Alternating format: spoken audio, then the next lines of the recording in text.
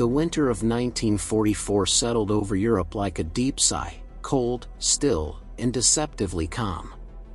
In the forests of the Ardennes, snow blanketed the ground in a soft white silence, muffling every sound of war. To the weary Allied soldiers stationed there, it seemed the fighting was finally fading, the enemy beaten back beyond recovery. After 5 long years of blood and thunder, the war, they believed, was nearly won. In small villages scattered across Belgium and Luxembourg, the rhythm of life had begun to return, however fragile. American troops, young men barely out of their teens, filled the taverns, laughing with locals, trading cigarettes for bread and bottles of wine. Trucks rumbled lazily along icy roads, engines sputtering in the cold. At night, the soldiers huddled in their foxholes or barns, writing letters home, their breath rising in clouds that froze before their faces. "Maybe it'll be over by Christmas," they said, a line passed from mouth to mouth like a prayer. To the south and east, the Ardennes forest stretched for miles, a dense maze of pine and frost, where even sound seemed reluctant to travel. The soldiers called it quiet country, a good place to rest. Patrols were light, defenses thin. It was a stretch of the front that generals considered safe, too wooded, too cold, too quiet for a major offensive. The Allies had been fighting almost non-stop since Normandy, and this part of the line was meant as a place to breathe. But beneath that snow, beneath the calm, something vast was gathering. In the forests beyond the horizon, Hitler's armies were preparing for one last throw of the dice. From the shattered remains of the once mighty Wehrmacht, he had scraped together men and machines for a plan so bold, so reckless, that even his own generals doubted it. The operation was called Wacht am Rhein, Watch on the Rhine. Its goal, to drive west through the Ardennes, split the Allied armies in two, seize the port of Antwerp, and force the Western powers into a peace on German terms. It was a fantasy born of desperation, a dream of turning back time to 1940, when German panzers had crushed France in weeks. But to Hitler, the war was not lost. Not yet. In secret, under cover of snow and night, the German build-up began. Thousands of trucks moved through the dark forest roads, their engines muffled and headlights covered. Entire divisions, over 250,000 men, including elite SS units and armored columns, assembled unseen just beyond the Allied line. To disguise the movement, German radio traffic went silent. Orders were carried by couriers on foot or horseback. The Luftwaffe, all but crippled, was grounded, its absence ensuring Allied reconnaissance saw nothing. Even nature seemed to conspire with the Germans. The dense fog and heavy snowfall grounded Allied aircraft, leaving the skies blind. The quiet became almost supernatural, a stillness that hid a storm. Meanwhile, in the Allied headquarters, the mood was complacent. Reports of German troop movements were dismissed as defensive maneuvers. Intelligence officers insisted the enemy lacked the men, fuel, or morale for any serious attack. The focus was already shifting toward the next offensive, crossing the Rhine and pushing into Germany. Few imagined the Germans could still mount a counterstrike. Fewer still imagined it would come here, in these silent woods. In his command post near Berlin, Adolf Hitler paced beneath a map of Western Europe. His once dominant empire was collapsing, the Soviets closing in from the east, the Allies advancing from the west. He no longer trusted his generals, they no longer trusted his sanity. Yet his voice, hoarse with rage, still carried absolute authority. "The enemy thinks we are finished," he said. "We will show them we are not." His generals tried to reason with him, the plan was too ambitious, the logistics impossible. But Hitler would not listen. He believed destiny itself was on his side. "Victory will come," he declared, through faith and surprise. In the frozen forest, his faith took the form of tanks. The panzer crews waited in the cold, engines off, breath turning to frost on their collars. Young soldiers rubbed their hands together, stamping their boots against the hard earth. Officers whispered orders. Cigarettes glowed faintly in the dark. For days they had waited, forbidden to move, to light fires, even to speak loudly. The silence before battle pressed against them like a weight. To the west, the Americans slept in their tents, unaware that an army larger than any they had faced in Europe was only a few miles away.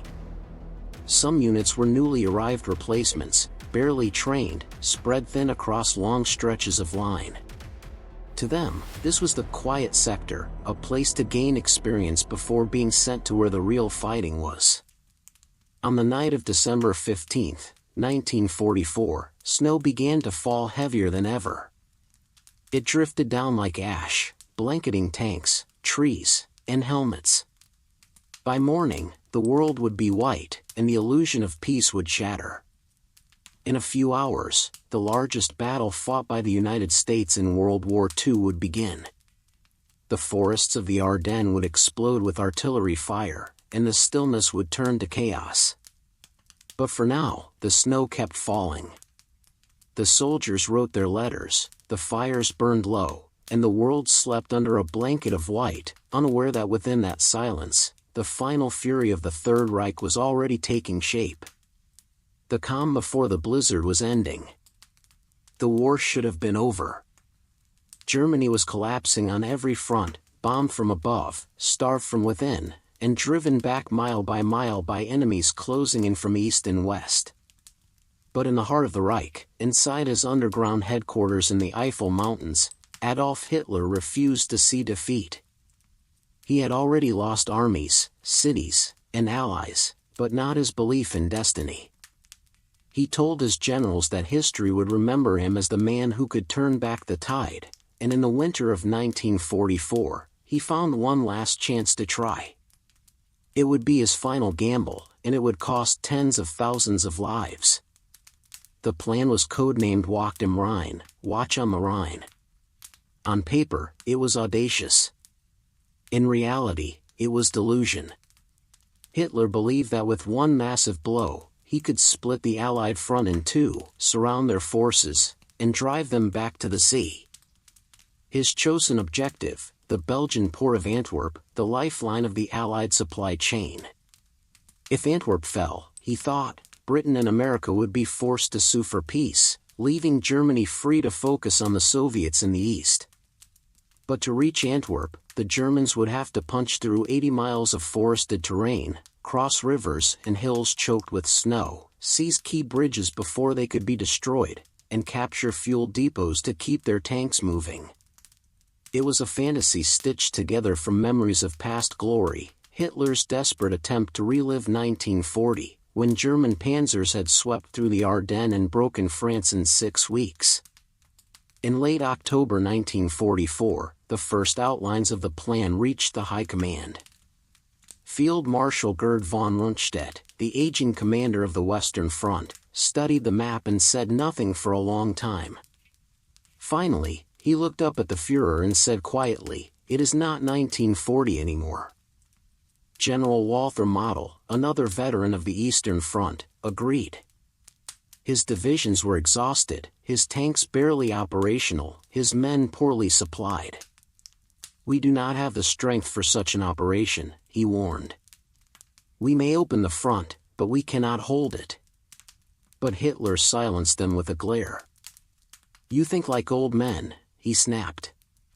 "We must think like soldiers."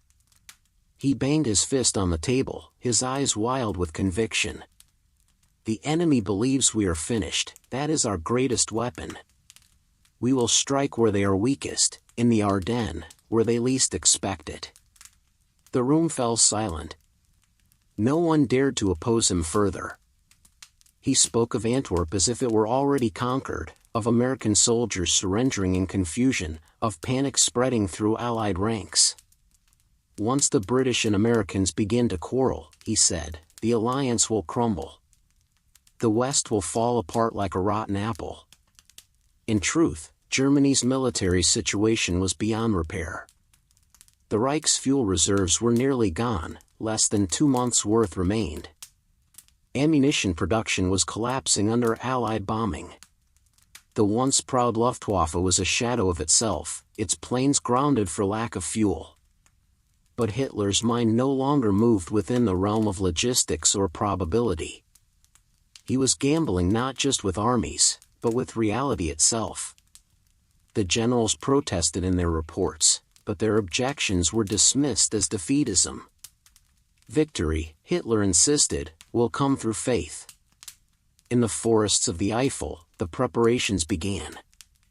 3 armies were assigned to the offensive: the 6th SS Panzer Army, the 5th Panzer Army, and the 7th Army, totaling more than 250,000 men and 1,000 tanks. Ammunition and fuel were hoarded from other fronts. Units were moved only at night, under strict radio silence, to avoid Allied detection. The operation would begin with a massive artillery barrage, followed by armored columns breaking through the thinly defended American lines. To inspire his troops, Hitler addressed his commanders personally.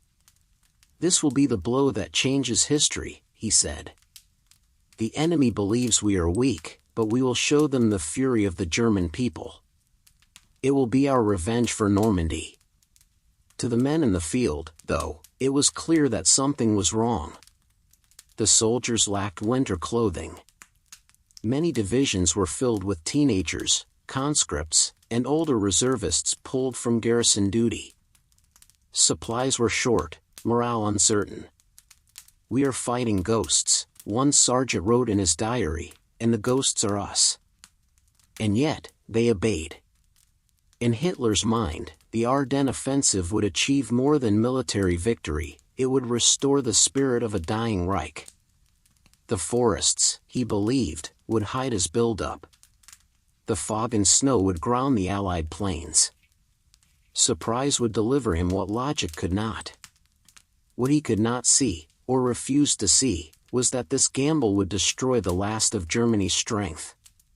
Even Heinrich Himmler, once blindly loyal, confided to an aide, "This is madness. It will burn what remains of the army." But madness had long since taken command. On December 11, 1944, the final orders were issued.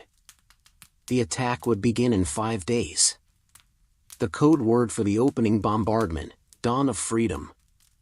In his mountain headquarters, Hitler stared at the map one last time. His trembling hand hovered over the Ardennes, tracing the line of attack toward Antwerp. "This," he whispered, "will break them." Outside, the snow kept falling, soft, white, and silent, covering the roads that would soon be filled with fire and blood.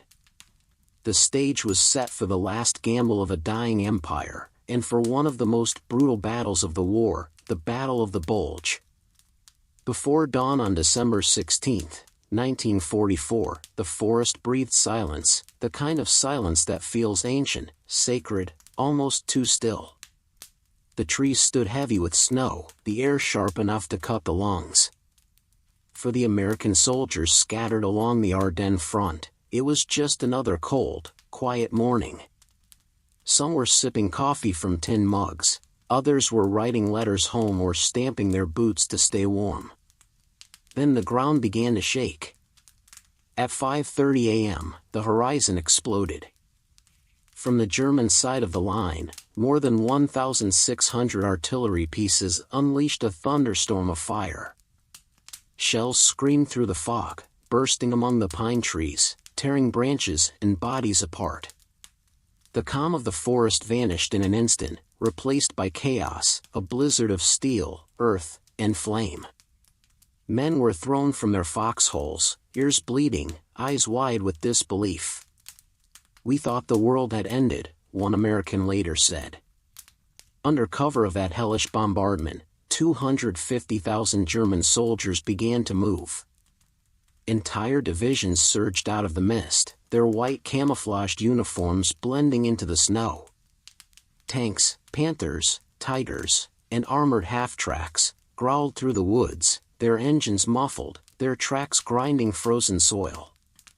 In the gray light of dawn, the forest seemed to come alive, a machine of men and steel rolling west. Hitler's gamble had begun. The Americans were taken completely by surprise.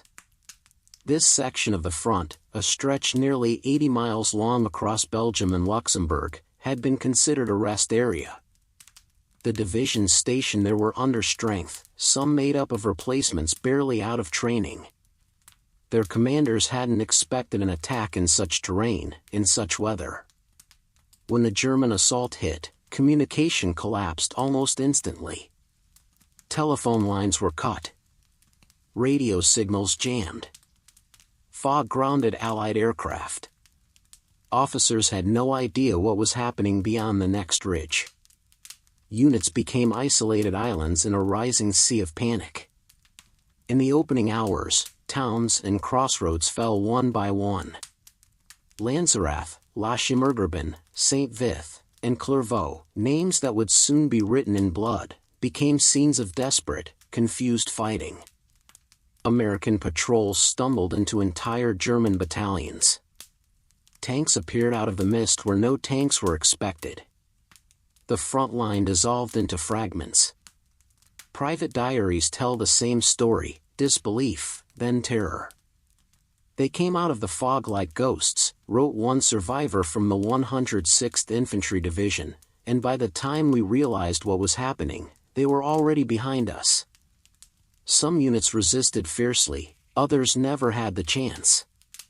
Entire companies were overrun, their men captured or scattered.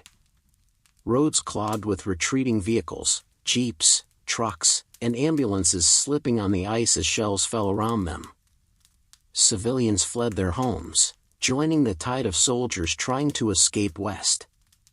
The neat, stable line that had marked the Allied front for months now bent outward, a swelling on the map that gave the battle its name, the Bulge.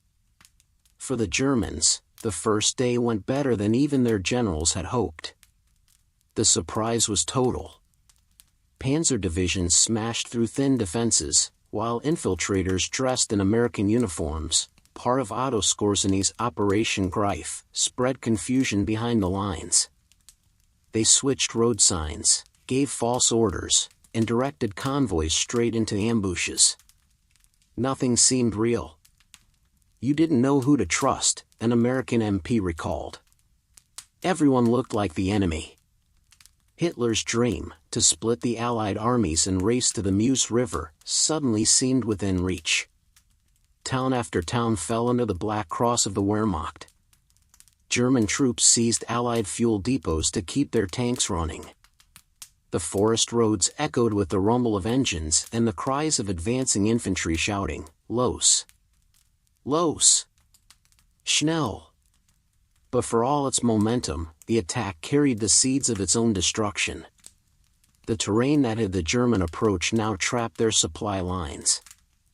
Bridges collapsed under the weight of tanks. Narrow roads choked with vehicles, guns, and horses. Every mile gained became harder than the last. Still, in those first 48 hours, the offensive seemed unstoppable. The Americans, dazed and scattered, fell back in confusion. Commanders struggled to piece together what was happening. Reports flooded in, entire battalions surrounded, others vanished without trace. Eisenhower, in his headquarters at Versailles, received the first fragments of news and asked in disbelief, "Where's this coming from?" By December 17th, the front had been torn open. The bulge on the map pushed westward, pressing dangerously close to the Meuse. American reinforcements were rushing in, the 101st Airborne, the 82nd, and the 10th Armored Division, but they were still days away. For the men already there, it was chaos, frozen ground, shattered trees, and the endless sound of artillery rolling like thunder through the forest. In one small Belgian town, an American lieutenant radioed a single message before his line went dead. "The enemy is everywhere. We're holding, but we won't last long." As night fell again, the temperature dropped below freezing. The wounded lay in the snow, their breath turning to frost. The sky glowed red from burning villages. Somewhere in the distance, the sound of tank treads grew louder.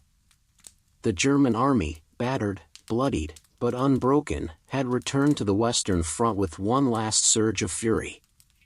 And for the Allies who faced them in the frozen dark, the long, bitter struggle of the Battle of the Bulge had only just begun. Snow and smoke swallowed the forest whole. By the second day of the offensive, the Ardennes had become a nightmare of white and gray, a battlefield without shape or direction, where men fought not for ground but for survival. Visibility dropped to almost nothing. Trees blurred into one another. The sound of engines, gunfire, and screaming artillery echoed through the fog like ghosts calling from every direction. To the men on the ground, the war had dissolved into chaos. The Germans wore white camouflage, blending almost perfectly with the snow. American soldiers, dressed in dark wool and olive green, found themselves lit targets in the pale light of dawn.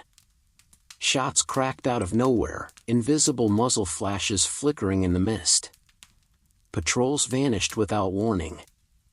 A man could step 5 yards off the road and never be seen again. In the confusion, the very idea of a front line ceased to exist.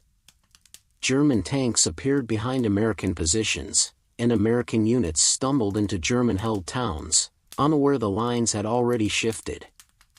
Roads were cut, bridges seized, communication cables buried under rubble and ice. Radio static filled the air, frantic calls, broken signals, voices cut off mid-sentence. Commanders couldn't locate their own divisions. Field telephones went dead one after another. Entire regiments were left fighting blind. Adding to the confusion was Operation Greif, a covert mission led by Otto Skorzeny, the same man who had rescued Mussolini the year before. His troops, disguised in captured American uniforms and vehicles, moved behind Allied lines giving false orders, misdirecting convoys, and changing road signs. Panic spread like wildfire. MPs began checking passwords at every checkpoint. Rumors claimed that German saboteurs could speak perfect English, that they knew baseball scores, even that they'd infiltrated Allied headquarters. One soldier remembered. "We didn't trust anyone. You'd see a jeep coming down the road, and before they even stopped, you'd have your rifle up." In small towns like St. Vith, Bastogne, and Houffalize, isolated groups of GIs made desperate stands. Many had no contact with higher command. They fought until their ammunition was gone, then slipped away into the woods to regroup, or froze where they fell. In one forest clearing, a platoon of Americans spent an entire day fighting what they thought were Germans. When the fog lifted, they realized they'd been exchanging fire with another American unit doing the same thing. Half the casualties came from their own side. It was a war without faces, only silhouettes moving through snow and smoke, rifles flashing, men shouting orders no one could hear. In foxholes and barns, the wounded shivered under blankets stiff with blood. Frost formed on their helmets, their weapons, their eyelashes. Frostbite spread faster than infection. Some tried to dig trenches, but the ground was frozen like iron. When their shovels snapped, they clawed at the dirt with their bare hands. Rations froze solid. Canteens turned to blocks of ice. The men burned anything they could find, crates, doors, even rifle stocks, just to feel heat on their fingers. The snow that had seemed peaceful days earlier now became a curse, swallowing boots and wheels, hiding mines beneath its surface. And yet, amid that madness, courage endured. In one shattered village near Stavelot, a squad of American engineers held off an entire German column for nearly 6 hours with nothing but rifles and a single machine gun. When their ammunition ran out, they wired a bridge for demolition and blew it as the tanks rolled onto it, disappearing in the explosion they'd triggered themselves. Elsewhere, scattered paratroopers from the 101st and 82nd Airborne regrouped in the woods, forming improvised defense lines. Their commanding officers were dead or cut off, but they fought on instinct, holding crossroads, delaying the enemy inch by inch. "We didn't have a plan," one paratrooper later said. "We just knew we weren't going back." The fog didn't just blind men, it erased time. Days and nights bled together into one endless blur of white. The sound of artillery became a heartbeat, constant and distant. Men fell asleep standing up, rifles in hand. Some went days without seeing the sun. By December 18th, the Germans had pushed nearly 50 miles west, forming the Great Bulge in the Allied line. The front was a twisting labyrinth of isolated pockets, surrounded or barely holding. And yet, in every town, in every stretch of woods, there were Americans who refused to break. They fought not because of orders, there were none, but because surrender meant death in the snow. A private from the 28th Infantry Division summed it up in a few words scribbled in his journal that night. "We don't know where we are. We don't know who's still alive. But we're still here. And that's enough for now." In the fog of war, that was victory, not ground gained, not orders followed, but the simple act of holding on, of surviving one more frozen night in the heart of Europe's last great storm. Snow fell endlessly over Bastogne, blanketing the small Belgian town in a silence that seemed almost sacred, if not for the thunder of artillery shaking the earth beneath it. By mid-December 1944, Bastogne had become more than a point on a map. It was the hinge of the Ardennes, the crossroads that controlled every major route in the region. Whoever held Bastogne held the heart of the Bulge. When the German offensive began, General Eisenhower grasped its importance immediately. If the town fell, the enemy could drive straight to the Meuse River, and perhaps beyond. There was no time for planning, only reaction. The nearest reserves were the 101st Airborne Division, resting in Reims after months of fighting in Holland. Within hours, the men who had jumped into Normandy and Holland were loading trucks again, heading toward another hell. They arrived on December 18th, tired, half-frozen, and armed with little more than what they could carry. Trucks bogged down in snow. Columns stalled under Luftwaffe attacks. Supplies were scarce. Many paratroopers had no winter gear, only thin jackets and worn boots. But when they reached Bastogne, they dug in, because there was no one else left to hold it. The 101st Airborne, along with elements of the 10th Armored Division and scattered infantry remnants, formed a defensive ring around the town. Their commander, Brigadier General Anthony McAuliffe, was calm but unyielding. "We're staying here," he said. "We'll fight it out." By December 20th, Bastogne was surrounded. German tanks closed in from all sides, the 2nd Panzer, 26th Volksgrenadier, and Panzer Lehr divisions converging in a steel noose. Roads were cut, communications severed. Snow clogged every path. The paratroopers were trapped, their lifeline to the outside world reduced to faint radio signals and hope. The blizzards came then, thick, blinding snowstorms that turned day into night. The men fought in foxholes that filled with freezing slush, dug with bleeding hands. Food ran low. Ammunition ran lower. Medical supplies were nearly gone. Wounded soldiers lay in barns and cellars, shivering under blankets soaked in blood. The Germans, certain the Americans would surrender, sent envoys under a white flag on December 22nd. They carried a typed message demanding Bastogne's honorable capitulation to spare further bloodshed. The letter reached General McAuliffe, who had been asleep when it arrived. Woken by his staff, he read it once, blinked, and muttered a single word. "Nuts." His staff laughed, but McAuliffe meant it. When his officers suggested a more formal reply, he shook his head. "That's all they deserve."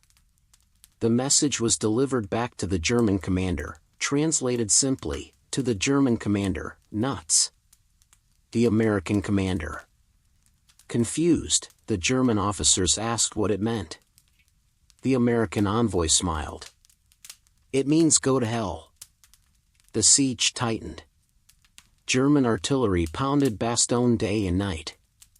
The skies, thick with clouds, kept Allied planes grounded. The men endured frostbite, hunger, and the crushing fatigue of constant bombardment. They fought from cellar windows, church towers, and snowbanks. Every street became a barricade, every ruin a strong point. Despite the misery, morale held. In the freezing dark, soldiers joked about McAuliffe's message. "Nuts" became their battle cry, a single word that meant defiance, stubbornness, and survival. They sang Christmas carols in foxholes, shared what rations remained, and told each other they'd be home by spring. Inside Bastogne, Medic Eugene Rowe of the 101st tended the wounded in a cold basement that smelled of blood and candle wax. His hands were raw, his supplies gone. He used parachutes for bandages, morphine sparingly, and prayer for the rest. Outside, the snow kept falling, muffling the distant explosions. And then, on December 23rd, the clouds broke.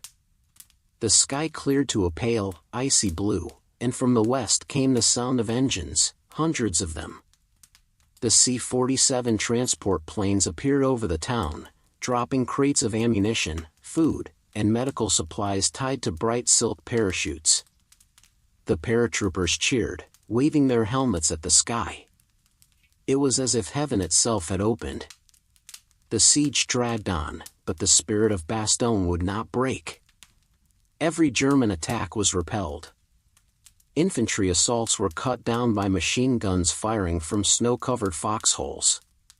Tanks that reached the outskirts were met by bazooka teams hiding in the ruins. Even when communications broke down completely, the men fought on, guided by instinct and brotherhood. Then, on December 26th, after 7 days of isolation, the sound of heavy engines came again, this time from the south. General George S. Patton's Third Army had broken through. The 1st Tank, from the 37th Tank Battalion, rolled into Bastogne just before nightfall. Its commander leaned out and shouted to a grinning paratrooper, "Merry Christmas." Bastogne had held. The Germans had thrown everything they had at that frozen town, tanks, artillery, infantry, and fear, and the men of the 101st Airborne had stood their ground. They had no illusions of glory, only the knowledge that they had refused to yield when the world seemed to demand it. When the smoke cleared, Bastogne was little more than a skeleton, burned buildings, shattered glass, and streets buried in ice. But within those ruins, something indestructible had survived. Bastogne became a legend, a fortress not of stone but of wool, the place where an army surrounded refused to surrender, where one word spoke for all the courage left in a war that had already taken so much. That word still echoes through history, cold and defiant, like a shout against the winter wind. The Ardennes had turned into something unrecognizable, not a forest, not a battlefield, but a vast, frozen graveyard. The snow that once fell softly now hid the dead. Beneath every white drift lay a story cut short, a man who'd fallen in silence, his rifle frozen to his hands, his breath forever hanging in the air.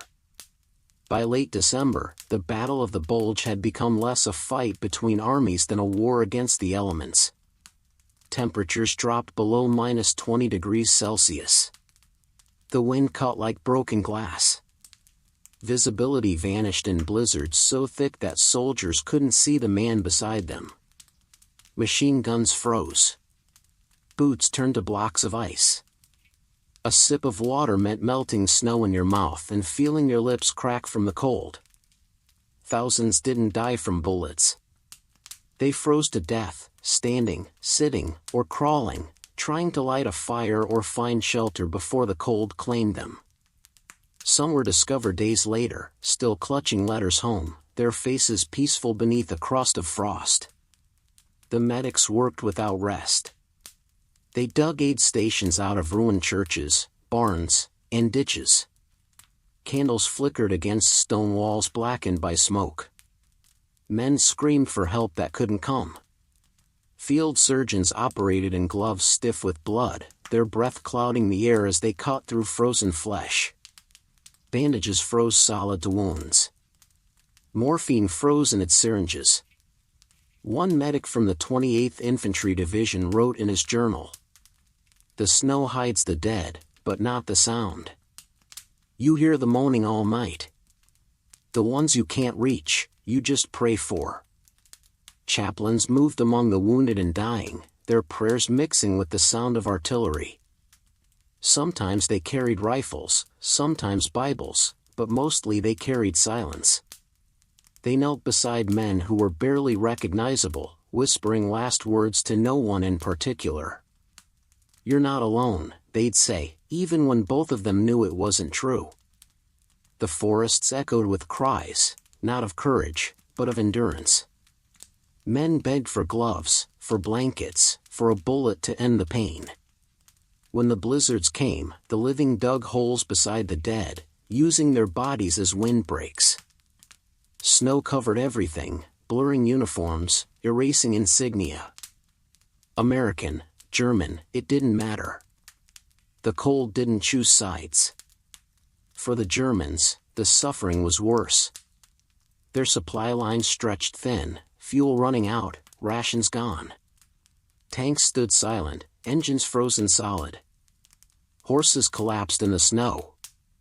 Soldiers scavenged through abandoned homes, ripping floorboards to burn for heat. "We fought the cold more than the enemy," one German officer later said.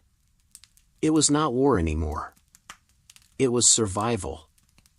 The Ardennes became a landscape of contrast, the silence of snow broken by sudden violence. One moment a forest stood untouched, pure white and still.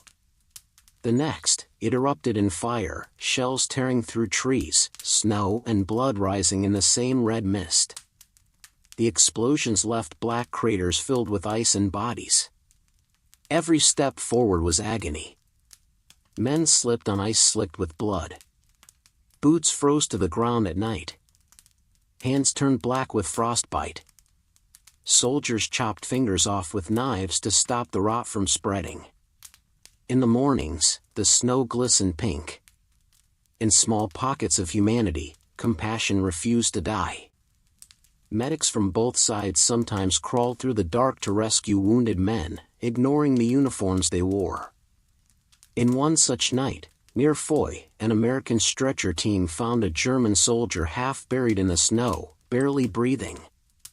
They carried him back to their aid station and gave him the last of their morphine. "He was just another boy," one said later. Didn't matter what flag he'd fought under. It was a strange kind of mercy, quiet, wordless, born of exhaustion. For the civilians caught in the middle, there was no mercy at all. Villages that had stood for centuries were burned to ash. Families hid in cellars, huddled together for warmth, listening to the thunder of tanks above. Some froze before they could escape, others starved when food ran out. The Ardennes was no longer home, it was a wound carved into the earth. By the end of December, the snow was no longer white. The forests were streaked red where men had fallen in waves. The drifts were stained brown and gray by ash and smoke. The bodies were too many to bury, too frozen to move. The living walked past them without looking, not out of cruelty, but because there was nothing left to say. The Battle of the Bulge had begun as Hitler's last gamble. Now it was simply a massacre frozen in time, soldiers dying not for victory, but because the cold was faster than rescue. One American officer later said, "You could smell death in the snow. You could taste it in the air." When the war finally ended months later, spring melted the snow away, revealing what winter had hidden: helmets, rifles, bones, and the twisted remains of men who'd fought their last battle against the cold. The Ardennes had become a graveyard not just of soldiers, but of illusions. The snow had covered everything: faith, hope, and reason, leaving behind only blood and silence. And when the wind blew across that forest, long after the fighting stopped, it sounded like whispers, 1,000 voices lost beneath the snow, still calling out to a world that had already moved on. The snow around Bognes Crossroads, near the Belgian town of Malmedy, looked clean that morning, pure, untouched, and silent. By midday on December 17, 1944, it was red. The day before, the German counteroffensive had ripped through the Ardennes with terrifying speed. SS Obersturmbannführer Joachim Paper, commander of the 1st SS Panzer Regiment, led one of the most powerful armored spearheads in Hitler's assault, Kampfgruppe. His orders were clear: drive fast, take no delays, capture bridges, and show no mercy. The men under his command, elite Leibstandard SS Adolf Hitler troops, had been hardened by years of brutality on the Eastern Front. Now they brought that same savagery west. By the morning of the 17th, Paper's column, tanks, half-tracks, and trucks, was moving north of Malmedy, searching for weak points in the American line. The roads were clogged with snow, refugees, and scattered American units falling back in confusion. Around noon, a group of about 120 American soldiers, mostly from the 285th Field Artillery Observation Battalion, found themselves trapped at the crossroads by the advancing German armor. Outnumbered, outgunned, and caught in the open, they had no choice. They surrendered. The Germans gathered the prisoners in a snow-covered field beside the road, a wide, open space bordered by trees. The Americans stood shivering, hands raised, their weapons piled nearby. Most believed they'd be marched to the rear and processed like other POWs. Some even smiled nervously, relieved to be alive. Then, without warning, a German machine gun opened fire. The first bursts tore through the front ranks, men collapsing into the snow before they could even cry out. Others dropped to the ground, instinctively playing dead. A tank gun swung toward the crowd and fired. The shell exploded in the center of the field, white snow instantly turned black and red. What followed wasn't battle. It was slaughter. SS soldiers walked among the fallen, shooting the wounded at close range. One German officer reportedly shouted, "Keinen Pardon." No mercy. And his men obeyed. American soldiers who tried to run were hunted down in the woods and killed. A few crawled into drainage ditches, burying themselves beneath corpses to avoid detection. When the Germans finally left, heading west toward Lignaville, the snow settled again over the field, a deceptive calm hiding horror beneath it. Hours later, survivors began to stir. Dozens had feigned death through the freezing night. One by one, they crawled out from under the bodies of their friends, limping, bleeding, frostbitten. A few made their way back to American lines, where they told what had happened. At first, no one believed them. The story seemed too brutal, too deliberate. But when reconnaissance patrols reached the site the next day, the truth lay scattered before them: 84 American bodies, some shot in the head, others crushed by tank treads. Many still clutched their helmets or dog tags. The snow around them was crusted in frozen blood. News of the Malmedy massacre spread like wildfire. When word reached Allied command, the reaction was immediate and visceral. The massacre became a rallying cry, a moral turning point in the battle. "No quarter," soldiers whispered as they loaded their rifles. The order from above was clear: hold the line, whatever it costs. General Eisenhower, briefed on the killings, called it a cold-blooded atrocity that will live in infamy.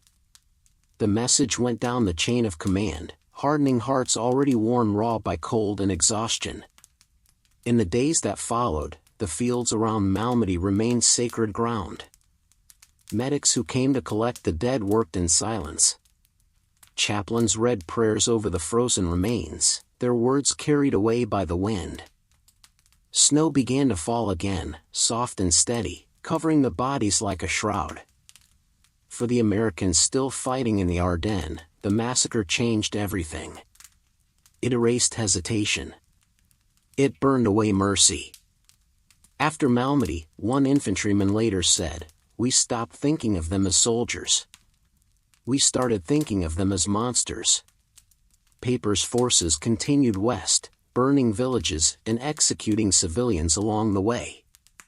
But as momentum slowed, fuel shortages, bad roads, and stiffening resistance ground his advance to a halt. By the time the Germans withdrew weeks later, Kampfgruppe Paper was destroyed. Paper himself escaped, only to face judgment after the war.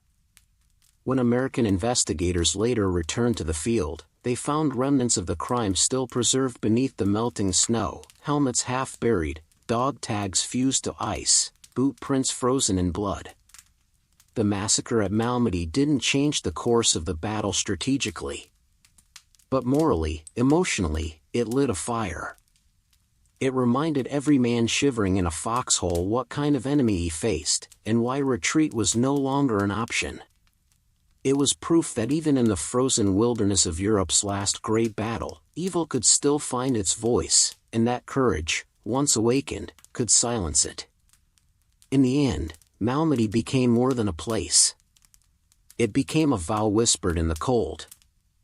For days, the sky had been a prison of gray, a ceiling of fog, snow, and blinding storms that had silenced the greatest advantage the Allies possessed, their air power. The men on the ground fought alone in that white hell, blind and frozen, listening for engines that never came. Every morning they looked up, hoping to see the faint glint of wings in the sky, and every morning the clouds stayed low, cruel and silent. But on December 23, 1944, everything changed. It began with a whisper, a thin crack of blue above the treetops, then a slow widening in the clouds. The fog lifted, revealing a pale winter sun. The light was so sudden, so sharp, that men in their foxholes shielded their eyes as if they'd forgotten what day looked like. And then they heard it, the sound. The distant rumble of engines, hundreds of them, growing louder by the second. When the first C-47 transport planes appeared over Bastogne, the soldiers thought they were dreaming. Parachutes blossomed in the sky like white flowers, drifting down through the cold air, crates of ammunition, food, and medicine trailing behind them. Men shouted, cried, laughed all at once. They waved their helmets and rifles in the air, cheering at the miracle above them. It was like God finally opened the door, one paratrooper said later. But those weren't the only planes returning to the fight. Behind the transports came the fighter bombers, P-47 Thunderbolts, P-38 Lightnings, and Typhoons, their engines howling as they dove through the thinning clouds. Below them, the German advance that had seemed unstoppable only days before was now exposed, long columns of tanks and trucks jammed on icy roads, targets waiting to be struck. The first strafing runs hit without mercy. Rockets screamed through the air, slamming into armored vehicles that erupted in flame. Machine guns tore through convoys stalled in the snow. Fuel trucks exploded in great black clouds that rolled across the white landscape, sending plumes of smoke so high they cast shadows miles away. In the villages and forest clearings below, German soldiers scrambled for cover. The same weather that had once been their ally now betrayed them, no fog, no snow, no darkness to hide their movement. The sky that had been theirs for a week was now filled with death. By midday, the entire front was alive with fire and noise. Allied bombers pounded roads and bridges leading back to the Rhine, cutting off the Germans from reinforcements and fuel. The roar of engines echoed through the valleys, a relentless reminder that the Allies had reclaimed the air. In the snow-covered fields near Bastogne, soldiers of the 101st Airborne looked up and saw a formation of thunderbolts slicing overhead, banking into the sun before diving toward enemy lines. They were angels, one GI wrote home later. Angels with .50 calories. Everywhere, morale shifted. the hopelessness that had settled over the troops like frost began to melt. They could see, and hear, that they were no longer alone. In St. Vith, where American units had been fighting surrounded for days, pilots dropped canisters of supplies and radio parts. In Malmedy, fighter squadrons attacked retreating SS units with precision, breaking up counterattacks before they could form. Even in Bastogne, the sound of bombing raids beyond the perimeter gave the exhausted defenders a strange comfort. Each explosion meant the enemy was suffering too. For the Germans, the sudden return of Allied air power was catastrophic. Their vehicles were stranded, their armor exposed, their supply lines shredded. Tanks that had advanced triumphantly now sat abandoned on roads lined with burning fuel trucks. Infantry units scattered, trying to move at night to avoid the deadly sky. Fuel shortages became famine, retreat became inevitable.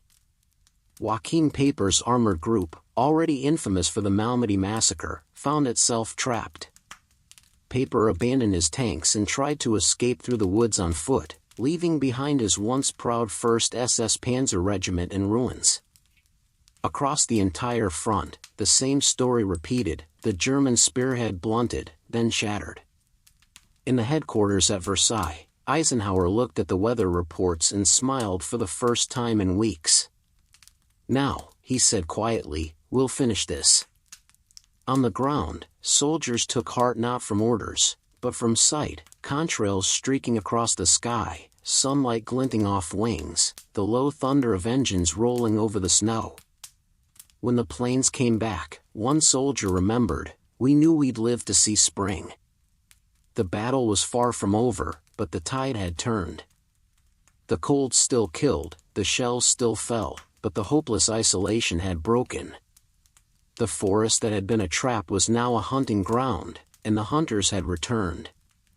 By Christmas Eve, the sky above the Ardennes was filled with Allied aircraft, hundreds of them, a storm of metal and sunlight that burned the clouds away.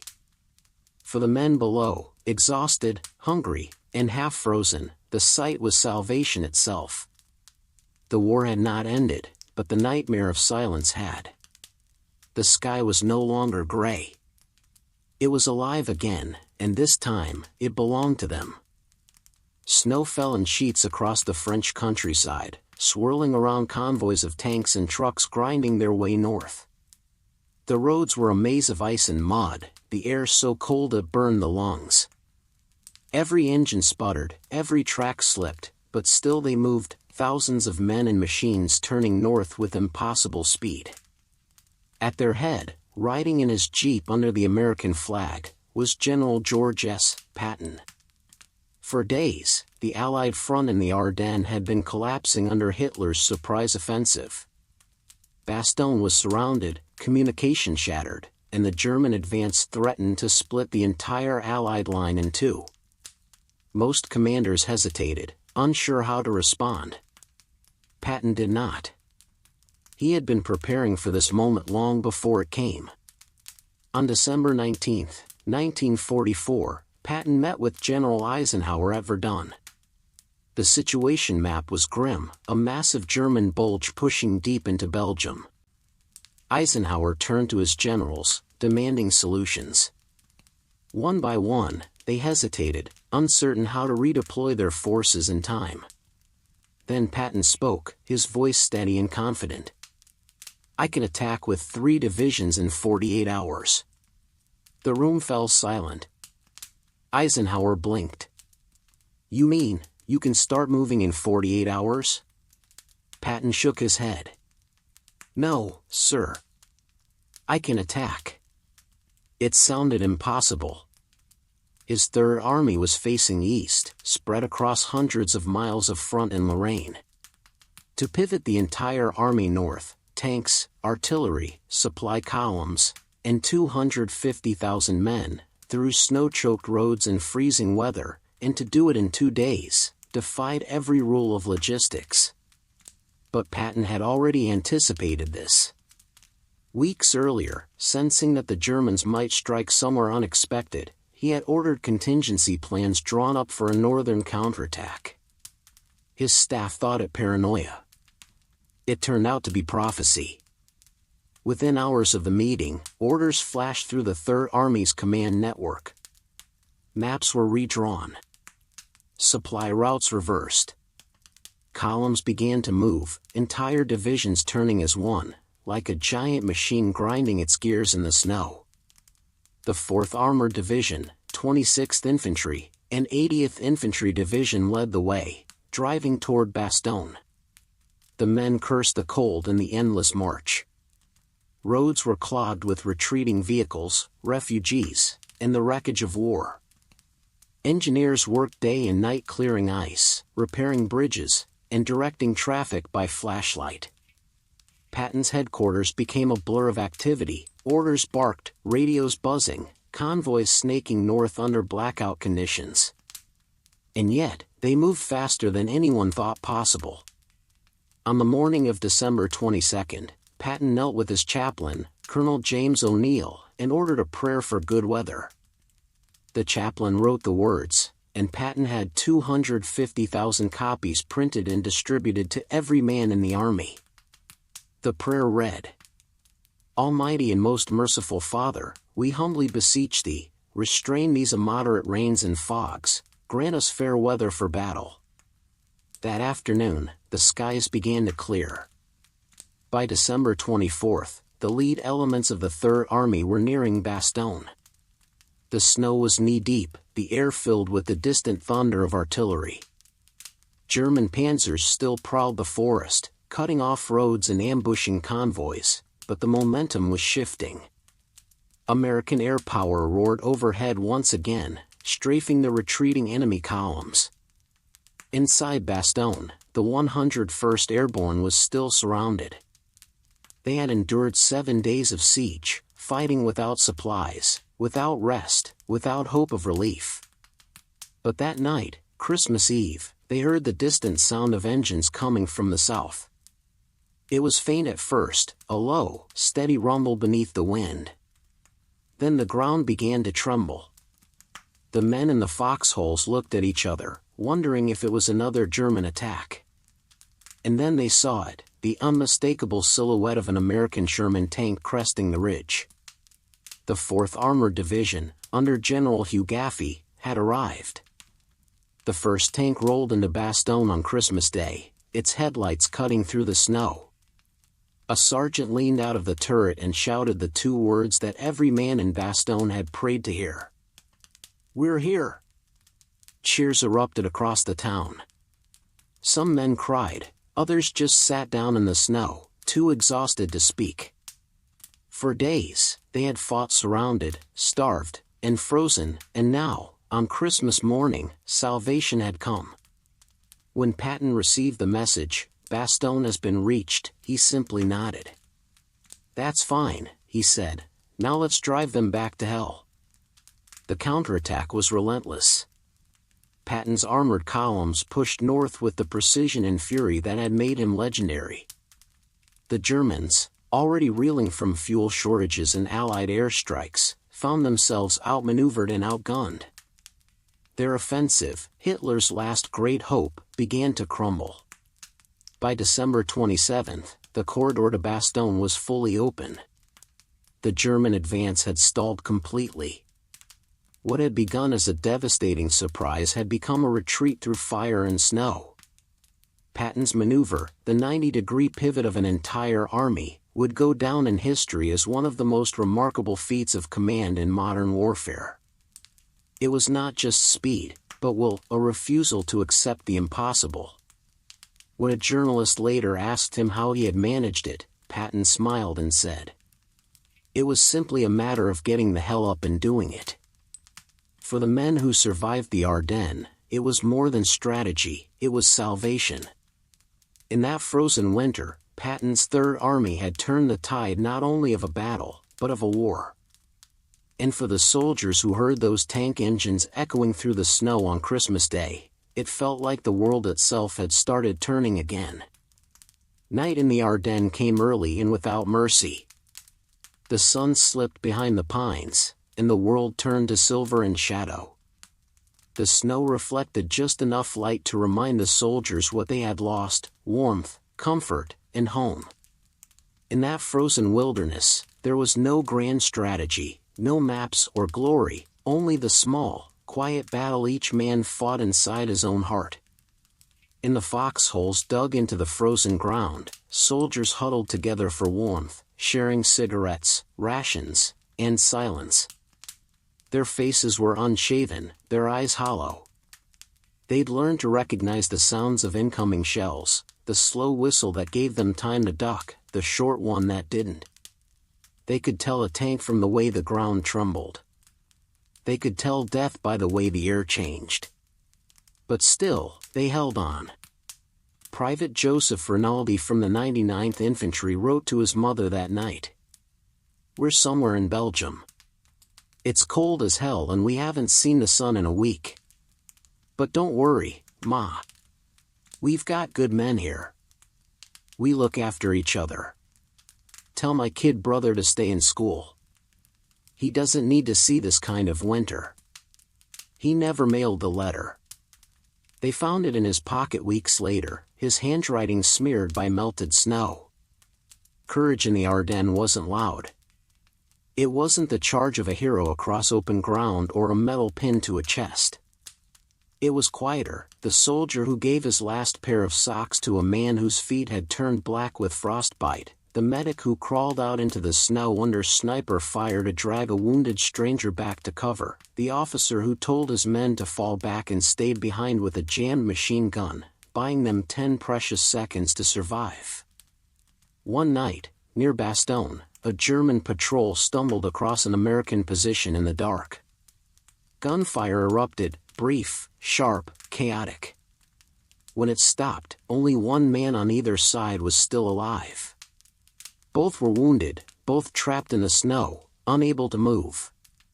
The storm covered them in ice as the hours passed. By morning, the German called out weakly, asking for water.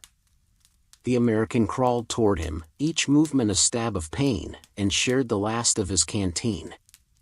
They said nothing else. When rescuers found them later, the German was dead. The American had frozen beside him, arms still outstretched. In Bastogne's makeshift hospitals, basements and barns lit by candlelight, medics worked through endless nights. The wounded lay on straw, their breath forming clouds in the freezing air. The walls shook with each artillery blast. Morphine ran out, bandages were torn from parachutes, and blood froze in buckets before it could be carried outside. Nurse and Shaw, one of the few women stationed near the front, wrote in her journal, "They never stop coming. Some are crying for their mothers. Some are praying. Some just stare at the ceiling. When I hold their hands, they squeeze like they're afraid of disappearing." Every man in those forests carried something heavier than his rifle: fear. Fear of dying, fear of freezing, fear of failing the man beside him. Yet in the midst of it, faith flickered, not always in God, but in each other. They told jokes in the dark to keep from losing their minds. They traded stories about girls back home, about Christmas dinners and warm beds, about how they'd all go to Paris when this was over. They promised they'd meet again. They believed it because they had to. Corporal Eddie Doyle remembered the night of Christmas Eve in a foxhole near Foy. He and his buddy lit a stub of candle, shielding it from the wind with their helmets. "We sang a bit," he said. "Couldn't remember all the words to Silent Night, so we just hummed. The snow fell so quietly it was like the world had stopped. Then the shelling started again." Somewhere out there, in another foxhole, a German soldier was doing the same, clutching his rifle, thinking of home, whispering prayers into the same cold air. For all their differences, they shared the same enemy: the winter, the fear, the loneliness. By morning, the snow would be red again.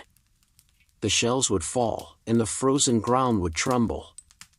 But for a few fleeting hours in that long, dark winter, humanity refused to die. When the war finally ended, the men who survived rarely spoke about those nights. Some couldn't find the words, others feared they wouldn't be believed. But in their silence lay a truth, that even in a world collapsing into chaos, the smallest acts of kindness could hold it together. They had fought in the largest battle the U.S. Army would ever face. But inside that battle, there was another one, quieter, deeper, fought not with bullets, but with endurance, decency, and faith.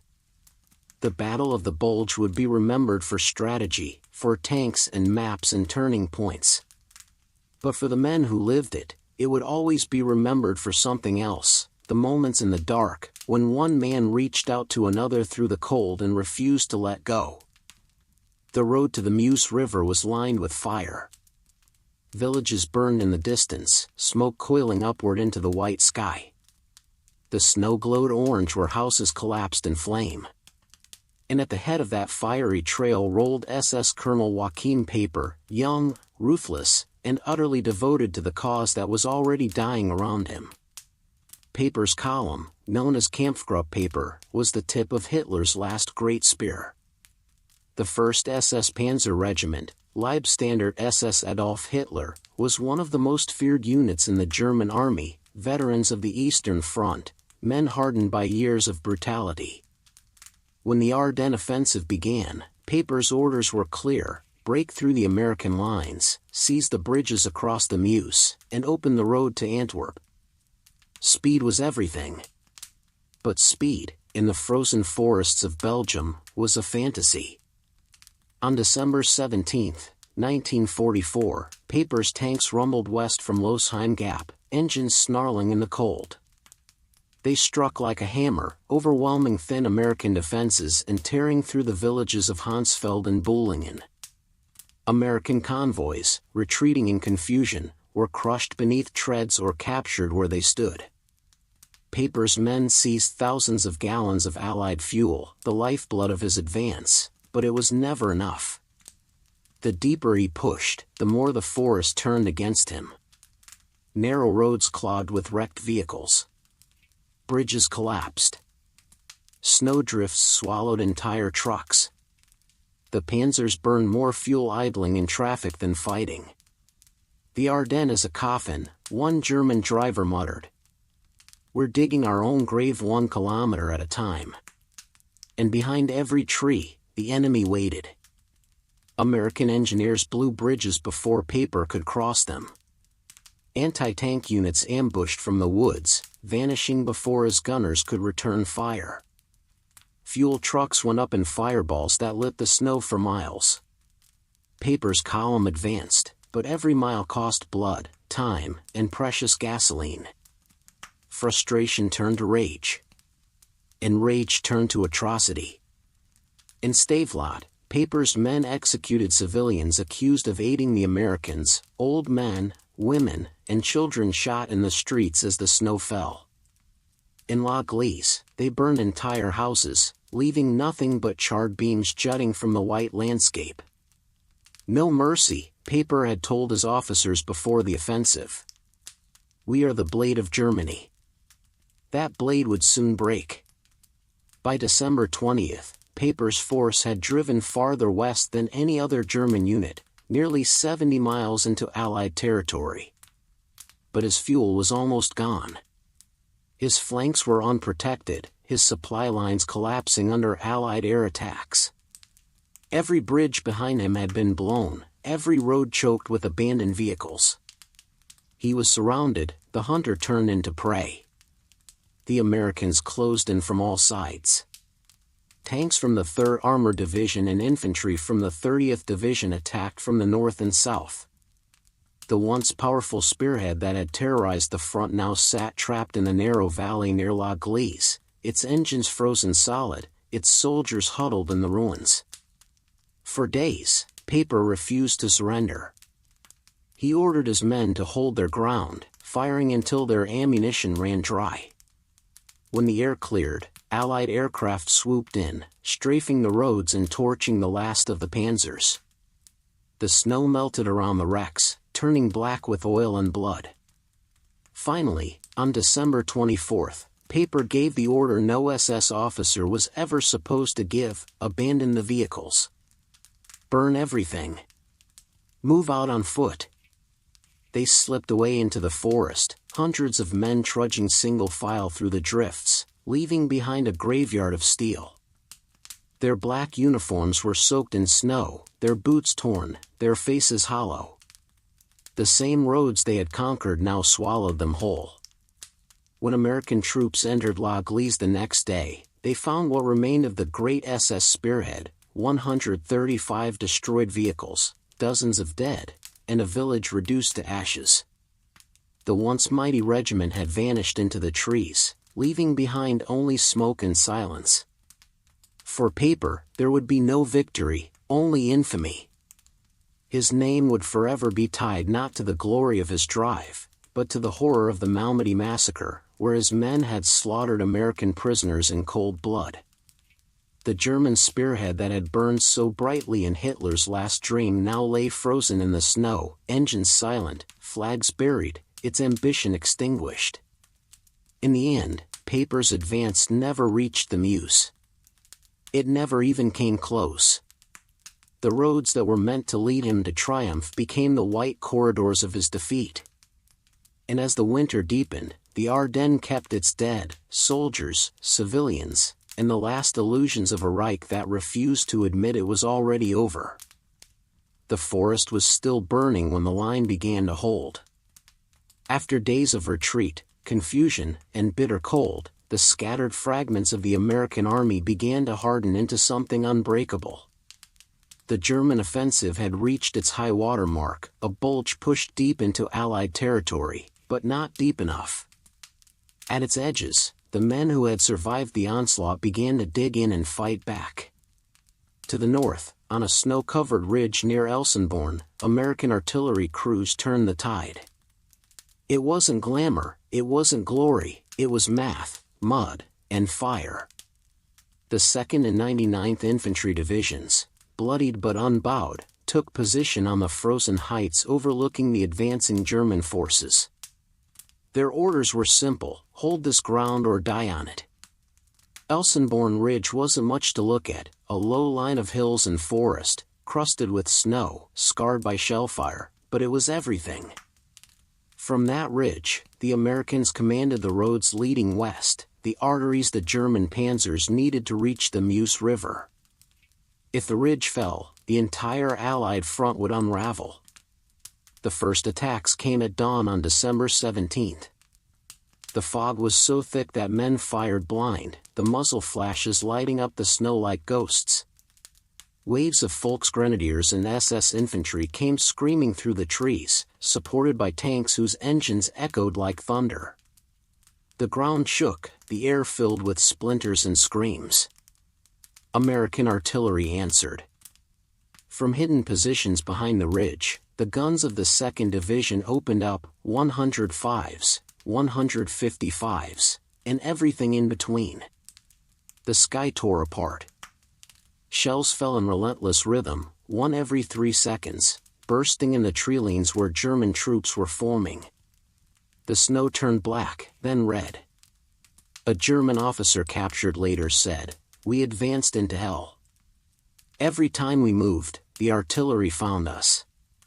It was as if they could see through the fog.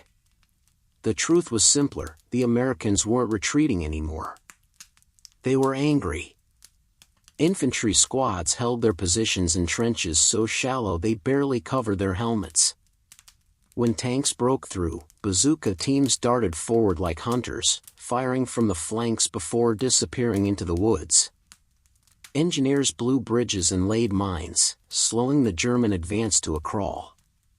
At night, when the firing stopped, the forest echoed with the creak of frozen branches and the low moans of the wounded. In the towns and crossroads to the south, St. Vith, Bastogne, Manhy, similar stories played out. Outnumbered, undersupplied, and surrounded, small groups of American soldiers refused to give up ground. They held crossroads long enough for reinforcements to arrive. They died holding bridges so tanks behind them could cross. One sergeant near St. Vith radioed his position until the last minute. "They're all around us. We'll stay until they run out of bullets or we do." When the Germans finally took the town, they found his men still in their foxholes, frozen in place, rifles clutched in their hands. By December 20th, the German advance had begun to stall. Fuel shortages crippled the panzer divisions. For every mile gained, the cost in blood grew heavier. The narrow forest roads were clogged with wreckage, tanks blasted apart by artillery, trucks burned to twisted metal, bodies half buried in the snow. American artillery fire never stopped. On Elsenborn Ridge alone, more than 150,000 shells were fired in the first week. It was one of the most concentrated barrages of the entire war. The earth shook so hard that soldiers said it felt like the end of the world, but it was the end of the German dream. The ridge became a fortress. Every attack was repelled. Every attempt to outflank failed. We were no longer defending, one lieutenant wrote in his diary. We were grinding them down. The men had stopped thinking about victory or orders. They thought only of the man next to them, of surviving one more day, one more hour. They fought with frostbitten hands and empty stomachs, too cold to feel fear anymore. A private from the 99th Division remembered seeing a German tank crest a hill, its gun aimed directly at his position. His artillery observer shouted coordinates into the radio. Seconds later, the tank vanished in a blast of fire. The private just stared and whispered, "Thank God for the guns." By Christmas, the German spearhead had lost its edge. The Bulge that had terrified the Allies was now a wound-bleeding strength. The weather had cleared, the skies belonged to the Allies again, and every day, the shelling grew heavier. At Elsenborn Ridge, the snow was littered with twisted helmets and shell casings. The trees had been stripped bare, the ground churned to mud and ice. And yet, the line had not moved.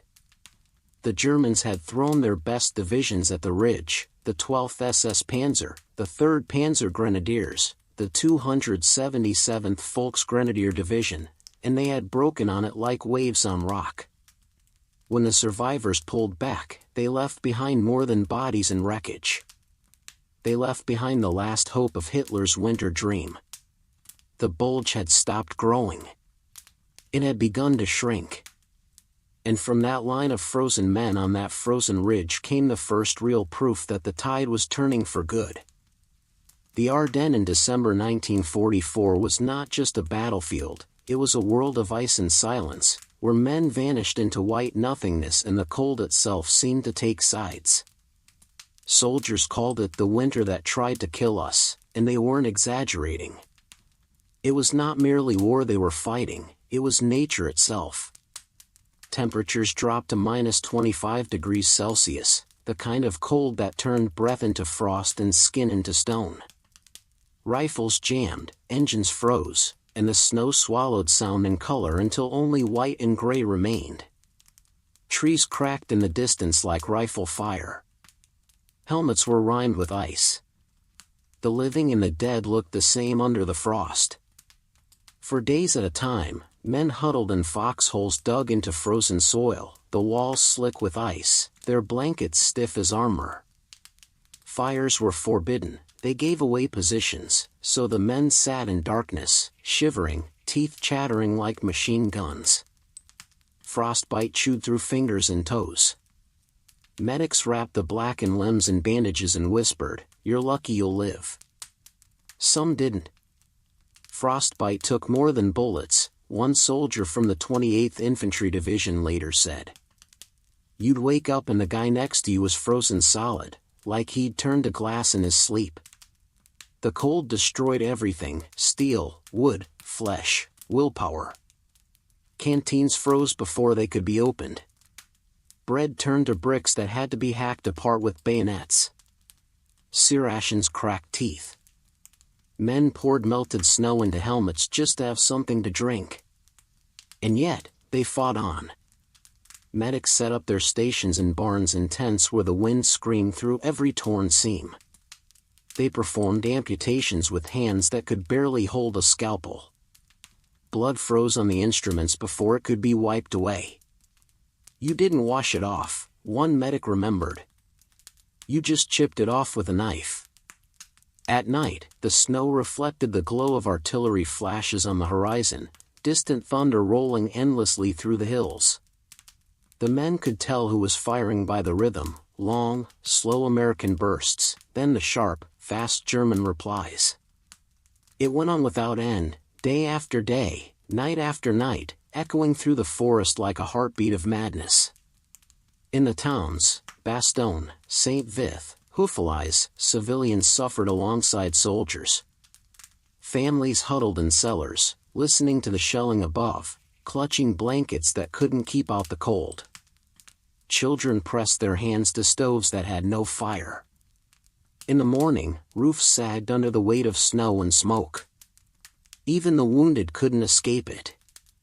Evacuation was impossible. The roads were choked with wreckage, ice, and corpses half buried under snowdrifts. Ambulances froze before they could move. The medics wrapped men in parachute silk and prayed they would last the night. In the woods near Elsenborn Ridge, soldiers tried to dig through permafrost with entrenching tools, sparks flying where steel struck frozen stone. When their shovels broke, they used helmets.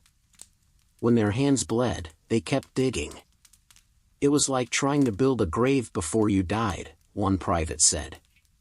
The Germans suffered no less. Their tanks stalled in the cold, fuel lines frozen, tracks locked in ice. Infantrymen wrapped themselves in torn curtains, tablecloths, anything they could steal from captured houses. Some fought barefoot after their boots rotted from the wet. Many simply disappeared, buried by the snow or by the war itself. In the morning, after a night of shelling, the fields were dotted with white lumps that weren't snow. Men frozen mid-movement, rifles clutched, eyes open. Patrols would pass them without stopping, not from cruelty, but because they couldn't bear to look. One American chaplain, making rounds through the woods, found two soldiers sitting against a tree, their helmets touching. He reached out to speak, and realized they were dead, frozen solid in the position they had taken shelter in. Their faces were calm, almost peaceful. He said a prayer and moved on. The cold was everywhere, in the air, in the bones, in the minds of the living. It stripped men of everything except endurance. No one cared about medals or orders anymore. The fight had become primal: stay warm, stay awake, stay alive. By New Year's Eve, the snow was waist deep, and the forests looked like cathedrals of ice. Artillery had shattered the trees into splintered pillars, frozen mid-collapse. The ground was a churned mixture of snow, mud, and blood. You could smell death in the cold, one GI rode home. It didn't go away. It froze in the air. Yet somehow, through that frozen hell, they held. The men who fought in the Ardennes were called winter soldiers, not because they sought glory, but because they endured when everything humans said they shouldn't. They fought through frost and fear and exhaustion, not for conquest, but for the man in the next hole, for the faint promise that spring might come again. When it finally did, and the snow melted away, the forests revealed what the cold had hidden: the wreckage of tanks, the broken helmets, the rows of white wooden crosses. But among those remnants of horror, the veterans would later say they also found something else: proof that courage doesn't burn out, even in the coldest winter. It just burns quieter, steady, unseen, and unyielding, until the storm passes. Bastogne was a fortress made of snow, smoke, and willpower. By Christmas 1944, the small Belgian town had become the beating heart of the Battle of the Bulge, a frozen island surrounded by a sea of German steel. The 101st Airborne, cut off from all sides, had dug in among the ruins, fighting not just against the enemy, but against hunger, frost, and despair. The siege began when the German 5th Panzer Army closed its iron ring around the town on December 20th. Roads were blocked, communication lines severed. Inside Bastogne were roughly 11,000 American soldiers, plus wounded men, medics, and a scattering of Belgian civilians who had refused to flee. Supplies were already scarce. Ammunition was counted by the bullet. Every truckload of food or medicine that made it in before the encirclement became priceless treasure. The Germans sent their demands for surrender in perfect English. The fortune of war is changing. There is only one possibility to save the encircled U.S. troops from total annihilation: surrender with honor. General Anthony McAuliffe, commanding the 101st in the absence of his superior, read the message and laughed. His reply, a single word, would become immortal: nuts. When the German officer asked for clarification, the American messenger explained, "It means go to hell." And so Bastogne stood. The weather was merciless. Snow fell in thick sheets, turning every foxhole into a grave filled with ice. Frostbite spread through the ranks like disease. Boots cracked apart, gloves stiffened into useless leather. The soldiers burned furniture, ammunition crates, anything that would make heat without smoke. Rations ran out quickly. Canned meat froze solid, men gnawed it like stone. Cigarettes became currency. The wounded lay in barns and basements converted into makeshift hospitals, tended by medics who had nothing left to work with. Private Donald Burgett of the 101st Airborne later wrote, "We were down to one meal a day, if you could call it that. Cold beans, frozen bread, and snow water. But nobody complained. We'd seen worse. We just didn't think we'd live through this one." In those same cellars, nurses and medics worked by candlelight, using parachutes for bandages and snow to cool feverish foreheads. Morphine was rationed to the dying only. Blood transfusions froze mid-operation. Every explosion shook dust from the ceiling, and every prayer sounded like a plea to the earth itself. Above them, the sky remained their enemy, gray, unbroken, impossible. The clouds grounded Allied aircraft and cut off hope of resupply. Days passed with no word from outside the perimeter. Bastogne was alone. But still, they held. Then, on December 23rd, the clouds broke. The sound of engines filled the air, a noise so alien after weeks of silence that men thought they were dreaming. Allied C-47 Skytrans appeared overhead, their silhouettes cutting across the pale winter sun. Parachutes blossomed in the sky, white, red, blue, carrying ammunition, food, and medical supplies. Men laughed, cried, and ran into the open fields to catch the fallen crates, ignoring sniper fire. It wasn't enough, but it was hope. The German artillery never stopped. Each day, shells rained on the town, reducing it to rubble. Each night, the paratroopers repaired the barricades, patched roofs, and dug deeper into the frozen ground. When tanks tried to breach the perimeter, bazooka teams took them from alleyways and cellars. Machine gunners fired until the barrels glowed red, their hands wrapped in rags to keep the metal from tearing their skin. There was no retreat, no fallback, no surrender. By Christmas Eve, Bastogne looked like a graveyard. Churches burned, windows were blown out, the air smelled of cordite and blood. Yet the men still found a way to celebrate. Around a small fire, a chaplain read from the Bible, his breath fogging in the air. "Fear not, for, behold, I bring you good tidings of great joy." Some soldiers sang softly. Others just stared at the flames, thinking of home. The war outside kept roaring, but inside those ruins, for a few moments, there was peace. And then came the sound they had prayed for, distant, steady, growing louder, the rumble of tank engines. Patton's Third Army was pushing north. On December 26th, the first tank of the 4th Armored Division broke through the German lines and rolled into Bastogne. The driver leaned out of his hatch, grinning through frost and grime. "Merry Christmas," he shouted. The men of the 101st laughed until they cried. Bastogne was saved, but at a terrible cost. The town was shattered, the wounded uncountable, the dead frozen where they had fallen. Yet its defense became a legend, the story of soldiers who refused to yield even when the world itself seemed to freeze around them. They had fought without food, without medicine, without mercy from the weather or the enemy. What kept them alive wasn't just training or orders, it was something simpler, fiercer, the unspoken bond between men who had no one left but each other. When the reporters later asked McAuliffe how his men had held out, he said only, "Because we had to. That's all there is to it." Bastogne was more than a victory. It was proof that courage could survive hunger, cold, and isolation, that even surrounded by death, men could choose to stand, and in doing so, turn the tide of war.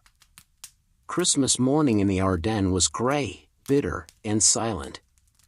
The snow that had blanketed the fields for weeks had turned to wet, heavy slush, soaking through boots and freezing on metal.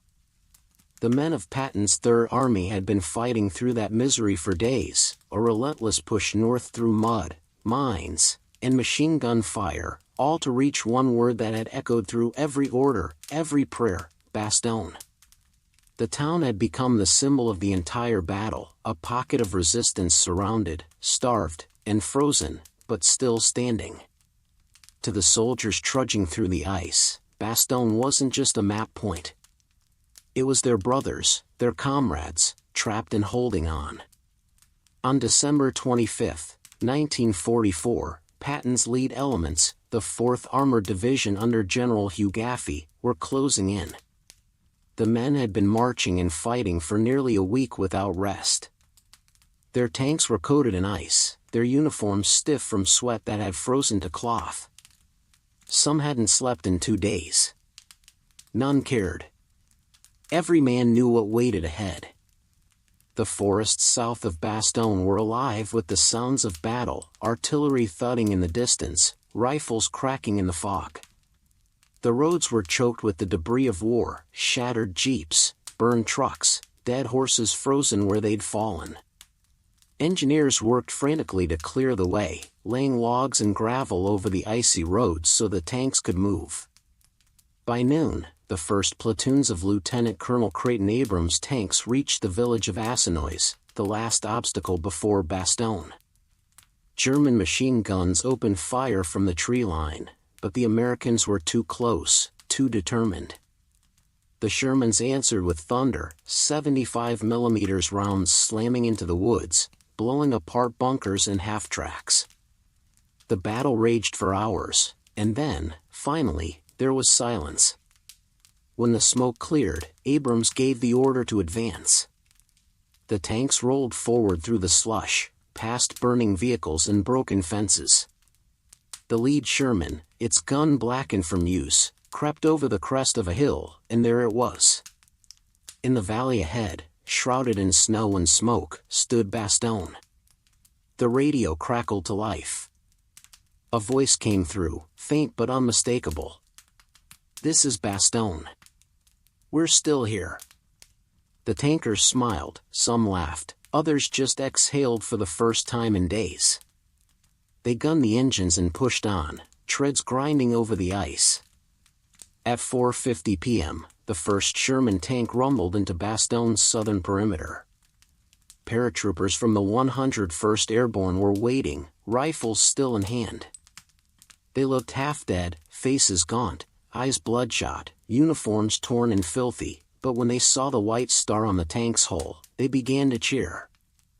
A paratrooper waved from behind a sandbag wall and shouted, "You're late." The tank commander, grinning through frostbitten lips, yelled back, "Merry Christmas."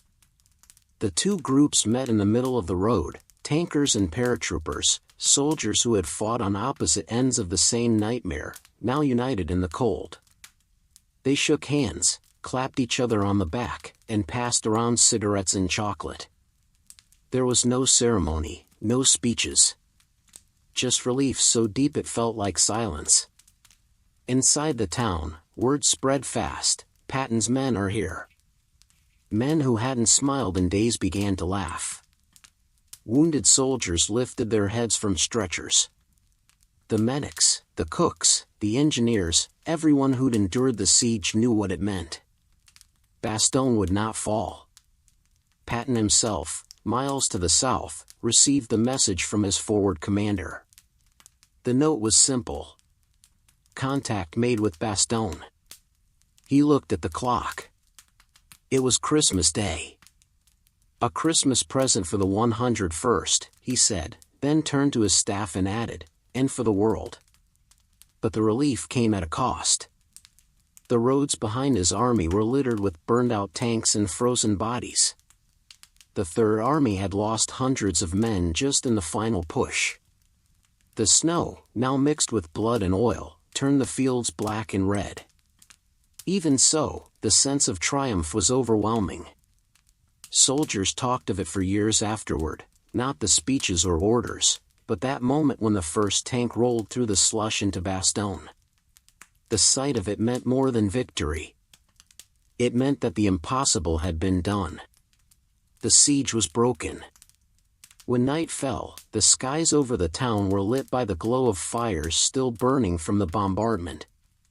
The men of the 101st huddled with Patton's tankers, sharing rations and stories, their breath fogging in the freezing air. Somewhere in the distance, a German artillery shell landed, a dull thud in the snow. No one flinched. They were too tired to celebrate, too numb to cheer. But they knew. They had survived. In the frozen heart of Europe, on a Christmas night soaked in smoke and starlight, the defenders of Bastogne finally heard what they had been waiting for all along, the sound of rescue, the rumble of engines, and the simple, undeniable proof that they were not forgotten. Patton's Christmas gift had arrived, forged in ice, delivered in steel, paid for in blood, and it would be remembered long after the snow melted away. By the first days of January 1945, the snow that had once buried the Ardennes in silence was churned into gray slush, the color of exhaustion and defeat. What had begun 3 weeks earlier as Hitler's boldest gamble was now collapsing under the weight of its own desperation. The bulge that had swollen across Belgium was shrinking by the hour. The skies, once thick with storm clouds, now belonged entirely to the Allies. Bombers roared overhead, streaking toward the retreating German lines. Roads that had carried panzers westward now ran in reverse, columns of broken vehicles, half-frozen soldiers, and wounded men limping through the ruins of villages they'd burned on their way in. The German offensive had lost its teeth. Fuel was the first to die. The Luftwaffe was grounded again. Its pilots could only watch helplessly as Allied aircraft pounded supply depots and convoys. Tanks that had terrified American infantry days earlier now sat abandoned in the woods, engines silent, tracks buried in snow. Crews drained the last drops of gasoline from wrecked vehicles just to light fires and keep warm. One German officer wrote in his diary, "We no longer fight the Americans. We fight the fuel gauge." Everywhere, the sound of retreat, boots crunching over snow, engines sputtering, the distant rumble of artillery from the east as Soviet forces advanced toward the Rhine.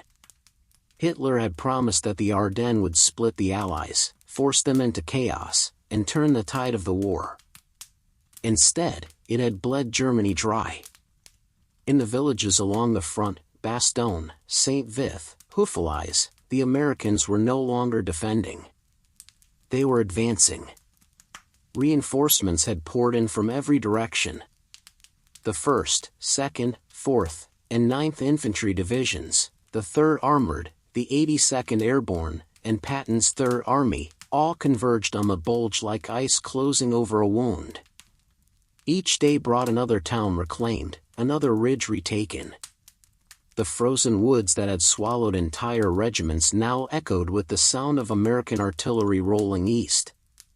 At night, the sky flickered red as German fuel dumps exploded one after another. The counteroffensive wasn't swift, it was grinding, merciless work. Every hill, every village had to be fought for twice, once when the Germans took it, again when the Allies took it back. The men moved through a landscape of ghosts, burned-out tanks half buried in snow, frozen bodies still clutching rifles, white flags fluttering from shattered windows. But the momentum had shifted, completely and irreversibly. The Elsenborn Ridge, where the American line had first held against the assault, now became the springboard for the push forward. From there, Allied artillery hammered retreating columns with mathematical precision. "They can't move without us knowing it," one gunner said. "Every time they try, we erase them." German morale cracked. Soldiers deserted in the night, throwing away their rifles to hide among civilians. Others surrendered in groups, walking toward American lines with their hands raised, frostbitten and starving. Prisoners spoke of chaos, no fuel, no orders, no hope. "We were told we'd be in Antwerp by Christmas," one said bitterly. "Instead, we're freezing to death in a forest." In Berlin, Hitler raged, blaming his generals, his soldiers, and fate itself. The Ardennes had been his final attempt to reverse the inevitable, his last illusion of control. Now, it was only another scar on a dying empire. As the Allies advanced, the full scale of the failure became clear. The 6th SS Panzer Army, once the pride of Germany, was reduced to fragments. Kampfgruppe paper, the spearhead of the assault, was gone. Thousands of vehicles littered the roads, destroyed or abandoned. What had begun with 250,000 men ended with fewer than half returning. The weather that had once shielded the German advance now punished them. Retreating columns froze in open fields under constant air attack. Villages became traps as Allied bombers shattered bridges and crossroads. The forest that had promised victory became a tomb. On January 8, Hitler finally ordered a general withdrawal. But it was too late. His watch on the Rhine, meant to restore the Reich's strength, had shattered it forever. The dream of splitting the Allies had dissolved in the snow. When the last shots faded in late January, the map of Europe looked almost unchanged. The front lines had returned roughly to where they'd started in December. But the cost was beyond measure: over 19,000 Americans dead, 75,000 wounded or missing, and nearly 100,000 German casualties. The Bulge was gone, melted away into history, but what it left behind was something far greater. For the Allies, it was proof that courage could outlast even the worst of surprises. For Germany, it was the end of belief in miracles. The Ardennes, once white and silent, was now a wasteland of twisted steel and dark earth. The smoke of burning tanks rose into the cold sky, and the only thing that moved freely across the front was the wind. The battle that began with shock had ended with inevitability. Hitler's last gamble had failed. And in its ruins, the road to Berlin finally lay open. The smoke still hung over the Ardennes when the truth settled in: Hitler's great winter gamble had bled Germany dry. What the snow covered were not just the bodies of soldiers, but the last reserves of a dying empire. By the end of January 1945, the Battle of the Bulge had cost the Wehrmacht more than just ground, it had consumed its final breath. Over 100,000 men were dead, wounded, or missing. Thousands of tanks, half-tracks, and artillery pieces lay scattered across Belgium and Luxembourg like the bones of a giant. The Luftwaffe had thrown in its last strength and lost it to the skies. For Germany, there would be no recovery. The offensive that had begun with such thunder ended in exhaustion and ruin. The 6th SS Panzer Army, Hitler's prized elite, was shattered beyond repair. The 5th Panzer Army, which had driven deepest into the Allied lines, limped back across the Rhine with barely a third of its original strength. Even the 7th Army, meant to hold the southern flank, had simply disintegrated. Fuel depots were empty, reserves non-existent. Tanks sat abandoned where they'd run dry, black husks surrounded by the frozen bodies of their crews. Ammunition had been rationed to the last shell. In the final days, German soldiers scavenged American weapons from the dead because their own had no bullets left. For many, the realization was slow and silent. Field Marshal Gerd von Rundstedt, the old strategist who had warned Hitler that the offensive was madness, received reports from the front and said only, "We have lost the war." Others dared not say it aloud, but they knew. The numbers told the truth. The Wehrmacht had gambled everything on the Ardennes, its last reserves of men, fuel, and faith, in a desperate hope of splitting the Allied armies and forcing a peace in the West. Hitler's plan had not just failed, it had destroyed the very forces Germany needed to defend itself. While his armies froze and died in Belgium, the Eastern Front was collapsing. Soviet forces under Marshal Zhukov and Konev were already massing for the final assault on Berlin. There were no reinforcements left to stop them. The divisions that could have held the Vistula River were now buried under the snow of the Ardennes. Even Hitler's most loyal commanders began to see the futility. Sepp Dietrich, leader of the 6th SS Panzer Army, admitted later, "We knew it was finished. We were fighting for time, nothing more." Inside his bunker in the Eifel Mountains, Hitler refused to accept it. He still spoke of victory, of new secret weapons, of the enemy's impending collapse. When reports of failure reached him, he raged for hours, blaming everyone but himself, his generals, his soldiers, the weather, even Providence. "The German people have failed me," he shouted. "They no longer deserve victory." But no words could hide the truth written across the battlefield. The forests of the Ardennes were littered with the wreckage of the Reich's final dream, tanks burned down to their frames, rifles frozen upright in the snow, helmets half buried like tombstones. What had begun as a surprise assault ended as a slow retreat under a sky blackened by Allied planes. The once proud Wehrmacht was no longer a fighting machine, it was a shadow staggering toward defeat. The cost went beyond numbers. The veterans who survived returned to find nothing waiting for them, no strength left in the homeland, no hope of victory, only ashes. "We fought for nothing," one soldier wrote in his diary before burning it in a farmhouse stove. "The Führer has lost the war, and we have lost ourselves." For the Allies, the Battle of the Bulge was a triumph paid for in blood and frost. For Germany, it was the final unraveling. Hitler had staked everything on one last throw of the dice, and when it failed, he had nothing left to give. By February, the Bulge on the map was gone. The front line had been restored, but the balance of the war had shifted forever. The Wehrmacht would never again mount a major offensive. From then on, it would only retreat, step by step, village by village, until the Reich itself collapsed in fire. In the cold forests of Belgium, the snow finally began to melt, revealing what remained of the gamble, burned armor, unburied dead, and the quiet stillness that follows ruin. The men who fought there would call it Germany's last great battle. History would call it Germany's last defeat. The Ardennes had been Hitler's final illusion, a blaze meant to reignite a dying empire. But when the fire went out, all that remained was smoke, silence, and the certainty that the war, and the Reich, were almost over. The Ardennes was home to people long before it became a battlefield.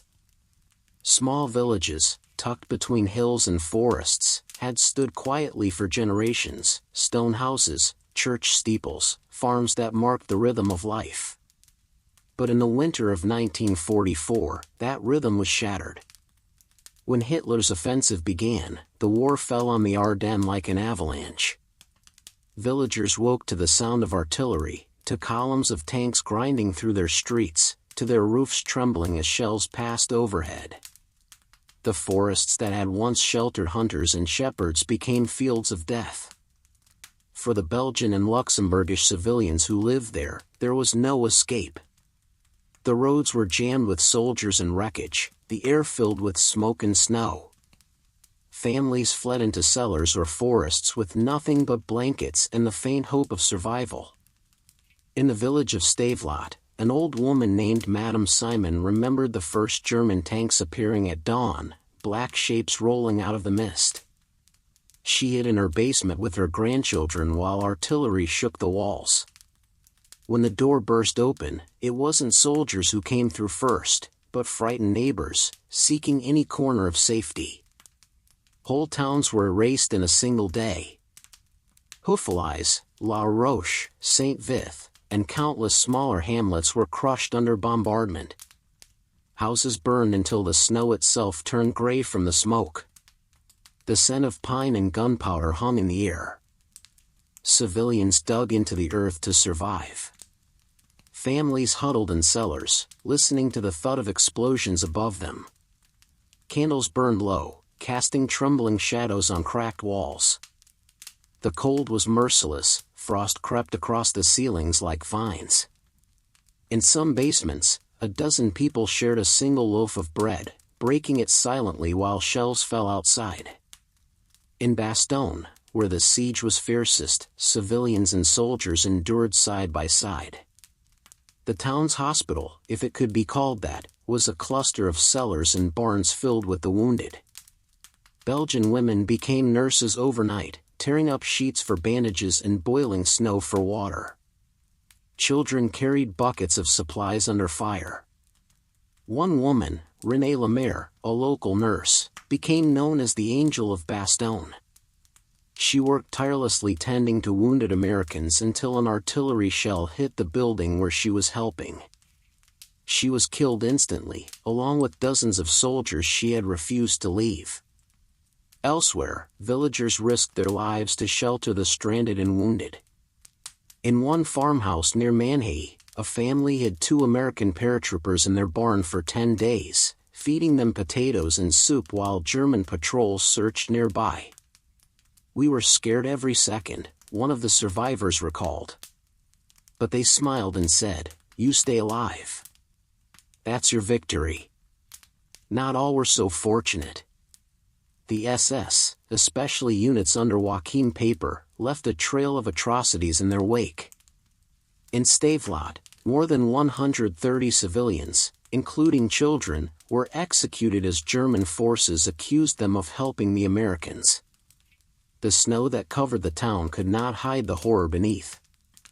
When Allied troops later entered the ruins, they found the bodies still frozen where they fell, their homes burned to ash. And yet, despite the terror, many civilians refused to abandon their humanity. In Vilsam, a farmer gave the last of his milk to an American medic treating both Allied and German wounded. In La Glise, villagers dug graves for fallen soldiers from both sides, marking them only with branches. In the forest near Baraque de Fraiture, a priest led a prayer service for the dead while shells whistled overhead, his voice steady, his breath white in the freezing air. The Ardennes that winter was not just a place of armies and maps. It was a land of survivors. Children grew old in a single month. Mothers buried their husbands and sons in the snow. When the fighting finally ended and the Allied tanks rolled eastward, the civilians emerged slowly from the ruins, blinking in the pale light, faces hollow, hands trembling. They found their homes destroyed, their livestock gone, their fields cratered and burned. But they also found life, soldiers they had fed still alive, wounded men they had hidden returned to thank them, and neighbors who had shared their last candle now rebuilding the walls brick by brick. In the months that followed, Allied officers tried to honor their courage. They called them the Hidden Army, the civilians who had no uniforms, no weapons, and yet fought the hardest battle of all, to keep their humanity intact. For most, there were no medals, no ceremonies, only the silence of memory. In the years after the war, the Ardennes forests grew quiet again. The burned towns were rebuilt, the roads repaved.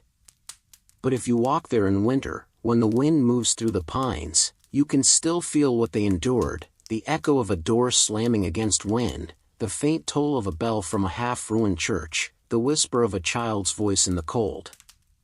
The civilians of the Ardennes never sought glory, only survival. Yet their endurance became the quiet heartbeat of the Battle of the Bulge, proof that even in the darkest winter, humanity can still outlast the storm. The forests of the Ardennes, peaceful and remote before the winter of 1944, suddenly became a battleground between two armies, and in between them, thousands of civilians. Belgian and Luxembourgish villagers woke one morning to the distant thunder of artillery and realized that war had found them again. German tanks appeared first, crawling out of the mist, their engines drowning out the church bells. Entire towns were trapped before anyone had time to flee. Roads clogged with refugees and soldiers. Families dragged carts of blankets and food, hoping to reach safety, but the front moved faster than they did. Within hours, villages like Stories8, Wartales, and La Roche were being shelled from both sides. Many hid underground. Cellars became shelters, crowded with neighbors, animals, and whatever food could be saved. The air grew damp and cold, candles burned down the stubs. Children whispered questions parents could not answer. Above them, houses collapsed one by one. In some cellars, Allied and German wounded lay side by side, tended by the same villagers. Others fled into the woods. Snow muffled their footsteps but offered no warmth. They huddled under trees as shells exploded in the distance. Some froze before dawn, others were found days later by Allied patrols, frostbitten but alive. There were moments of extraordinary courage. In Bastogne, Belgian civilians worked beside medics of the 101st Airborne, turning barns into hospitals. Renée Lemaire, a young nurse, cared for wounded soldiers until an air raid struck her shelter and killed her instantly. Her sacrifice became legend among those who survived. Elsewhere, villagers risked their lives to feed lost American soldiers. A farmer near Manhay hid 2 paratroopers for a week, slipping them food at night while German patrols searched the area. He said he had nothing left but courage, one of the paratroopers later wrote. But the Ardennes also witnessed horror. In Stories8, SS units under Joachim Paper massacred over 100 civilians accused of helping the Allies. Families were shot in their homes, others were burned alive. The snow covered their bodies, but the memory could not be buried. When the fighting finally moved east and the thunder faded, the survivors emerged from their cellars. They found nothing left, homes gutted by fire, livestock dead, fields cratered. Yet they began again, building shelters, feeding soldiers still lost in the woods, burying their dead. Allied commanders later called them the Other Army, unarmed, unsung, but vital to the battle's outcome. Their endurance gave shape to the word resilience. Today, the rebuilt towns of the Ardennes stand quietly beneath tall pine trees. The wind still moves through them as it did in that terrible winter. And beneath that silence lies the memory of the civilians who faced the storm with nothing but courage, the hidden heroes of the Battle of the Bulge. The Ardennes in winter was a place where time froze alongside the men who fought there. Snow covered everything, the dead, the trenches, even the fear. What remained visible were faces, hollow-eyed soldiers, their expressions caught somewhere between disbelief and endurance. In the weeks after the Battle of the Bulge, letters began to move again through the military mail, words written in pencil on damp paper, smudged by cold hands. They were fragments of thought from a frozen front, torn between exhaustion and hope. One American private wrote home. "We thought the war was nearly over, then came the snow. We were told this was a rest sector. We didn't rest. We just froze and waited for the next shell." The men who had survived called it the soldiers' winter, a season without warmth, without color. Their rifles froze solid, their boots stuck to the ground, and their breath turned white as the forest swallowed the sound of gunfire. The Ardennes became both enemy and shelter. Every day began the same, Wake in darkness, scrape frost from your weapon, whisper a prayer before crawling from your foxhole. The snow muffled everything, but never the sound of shells. You don't hear the one that kills you, one sergeant wrote. You only hear the one that misses. For many, friendship became the only fire that kept them alive. Soldiers shared what little they had, cigarettes, a crust of bread, a letter from home read aloud in a trench. They laughed in defiance of misery, joked about the weather even as it froze their lungs. The bond between them grew into something deeper than duty, a brotherhood forged by shared suffering. One paratrooper from the 101st Airborne remembered it best. We didn't fight for flags or speeches. We fought for the guy next to us, the one who'd freeze if we didn't share our blanket. The forest itself became a living thing, dark, watchful, cruel. Trees splintered under artillery fire, their trunks still smoking hours later. The air smelled of pine, smoke, and blood. Men described nights so cold they could hear the ice crack on their rifles. They kept moving not out of bravery, but because stopping meant dying. The Ardennes was hell, but it was also home, at least for those who endured it long enough to see dawn. Soldiers wrote about the strange beauty of it all, the snow glowing under flares, the silence after battle, the way the world seemed impossibly still once the killing stopped. When the skies cleared and Allied planes returned, the men stood and watched them fly overhead, too tired to cheer. One wrote simply, "We knew then the tide had turned. But we were too cold to feel it." They left behind more than footprints in the snow. They left memories carved into frost, names scratched onto helmets, and promises whispered to friends who would never wake. When spring finally came, the Ardennes thawed, rivers ran red, the earth gave up its dead, and the living marched east toward Germany. But the soldiers who had survived that winter carried the frost with them. Years later, when they tried to describe it, their words always came back to the same feeling, the cold, the fear, and the bond that no time could erase. The Ardennes, one veteran said quietly, wasn't just a place we fought. It was where we found out what kind of men we really were. The snow eventually melted, the forests grew green again, and the war moved on. But for those who fought there, the soldiers' winter never truly ended, it lived on in memory, frozen forever beneath the trees of the Ardennes. By the dawn of January 1945, the Ardennes, once alive with the roar of German armor, had fallen eerily silent. The blizzards that had hidden Hitler's surprise attack now cleared, and through the broken clouds came the sound of engines, not from German panzers, but from Allied aircraft reclaiming the sky. For the first time in weeks, the snow reflected sunlight instead of smoke. American and British bombers filled the air, strafing roads, bridges, and supply convoys. The same fog that had once protected the Wehrmacht now betrayed it, revealing the full wreckage of an overreached army. "We own the day again," one pilot wrote in his journal after his first flight back over the front. On the ground, the change was just as decisive. The Allied counteroffensive began to squeeze the Bulge from all sides. To the north, forces under Field Marshal Montgomery pushed south from Elsenborn Ridge. To the south, General Patton's Third Army drove north, smashing through villages that had been reduced to ruins.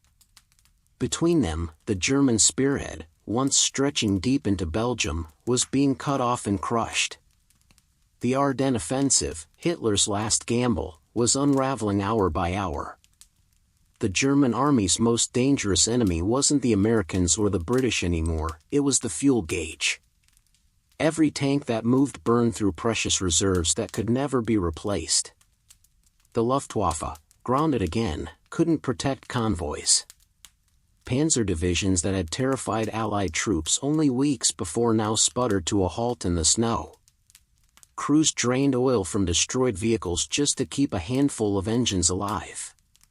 By mid-January, entire German units were stranded in forests, encircled or simply forgotten. Tanks sat half buried in snowbanks, their turrets frozen, their crews gone.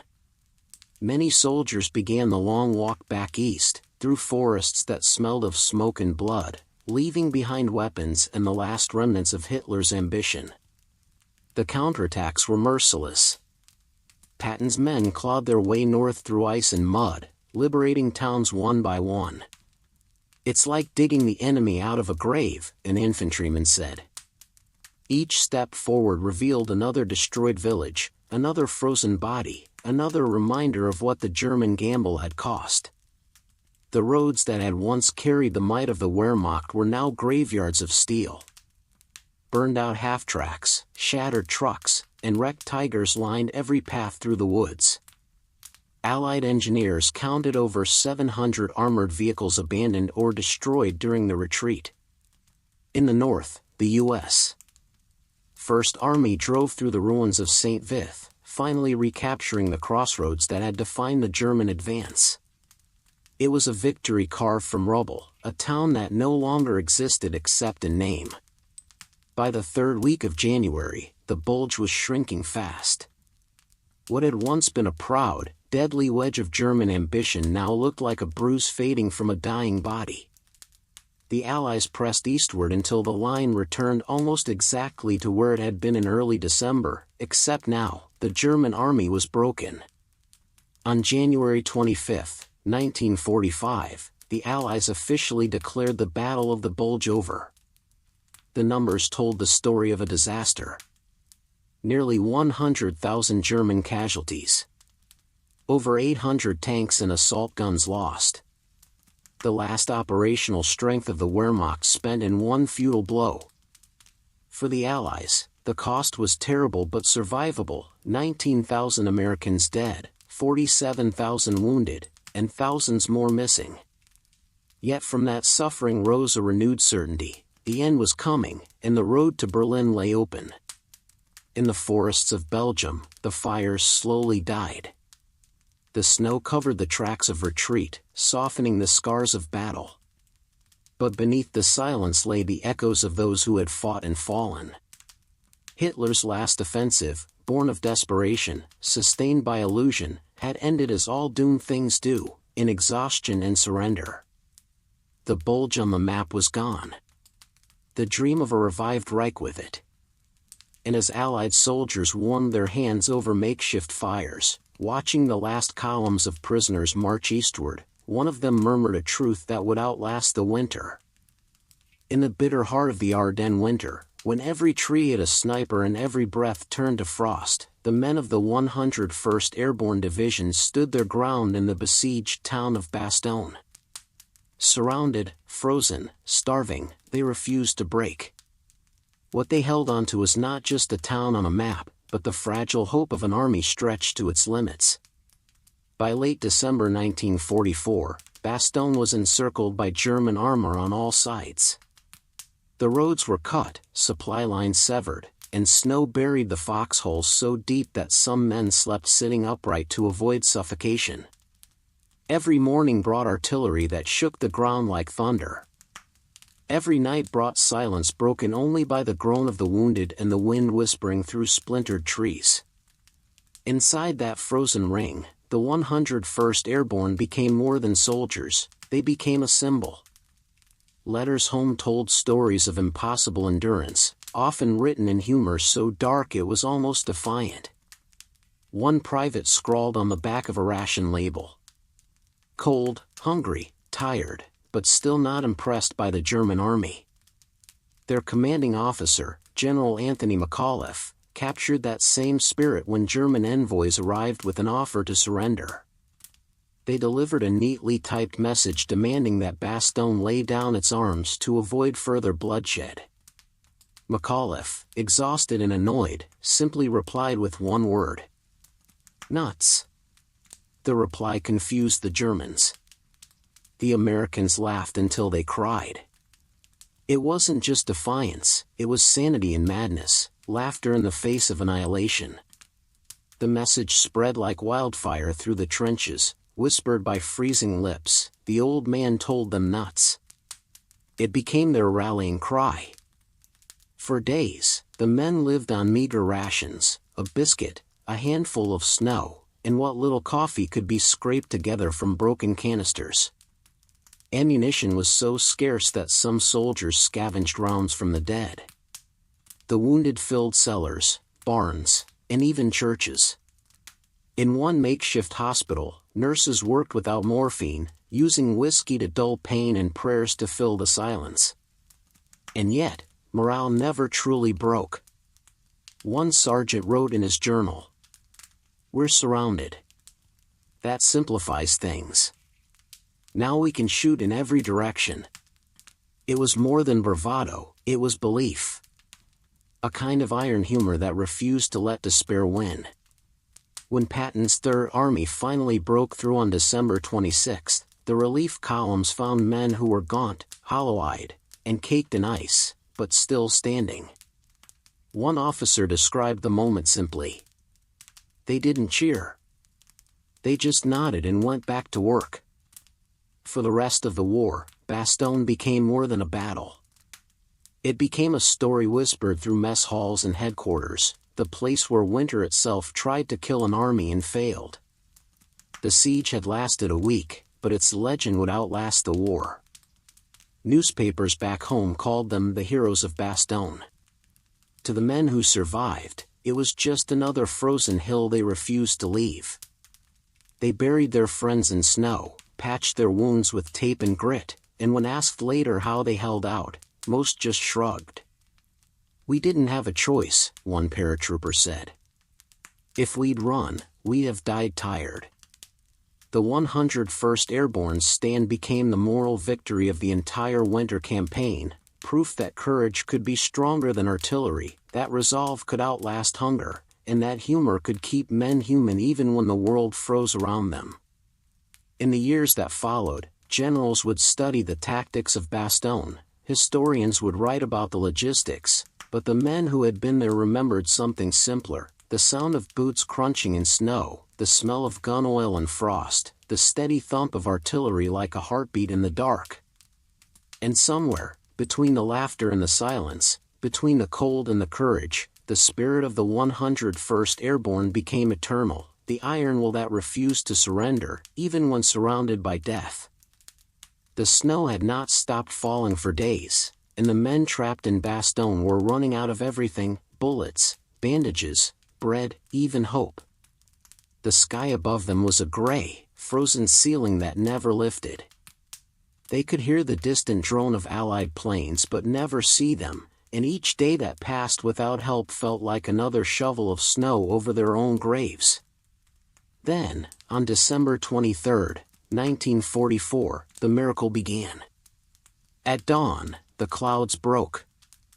The bitter wind that had punished the Ardennes for weeks stilled, and for the first time in what felt like forever, the sky was blue. Soldiers looked up from their foxholes and blinked in disbelief.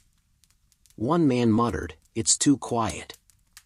Then came the faint hum, distant, growing louder. Engines.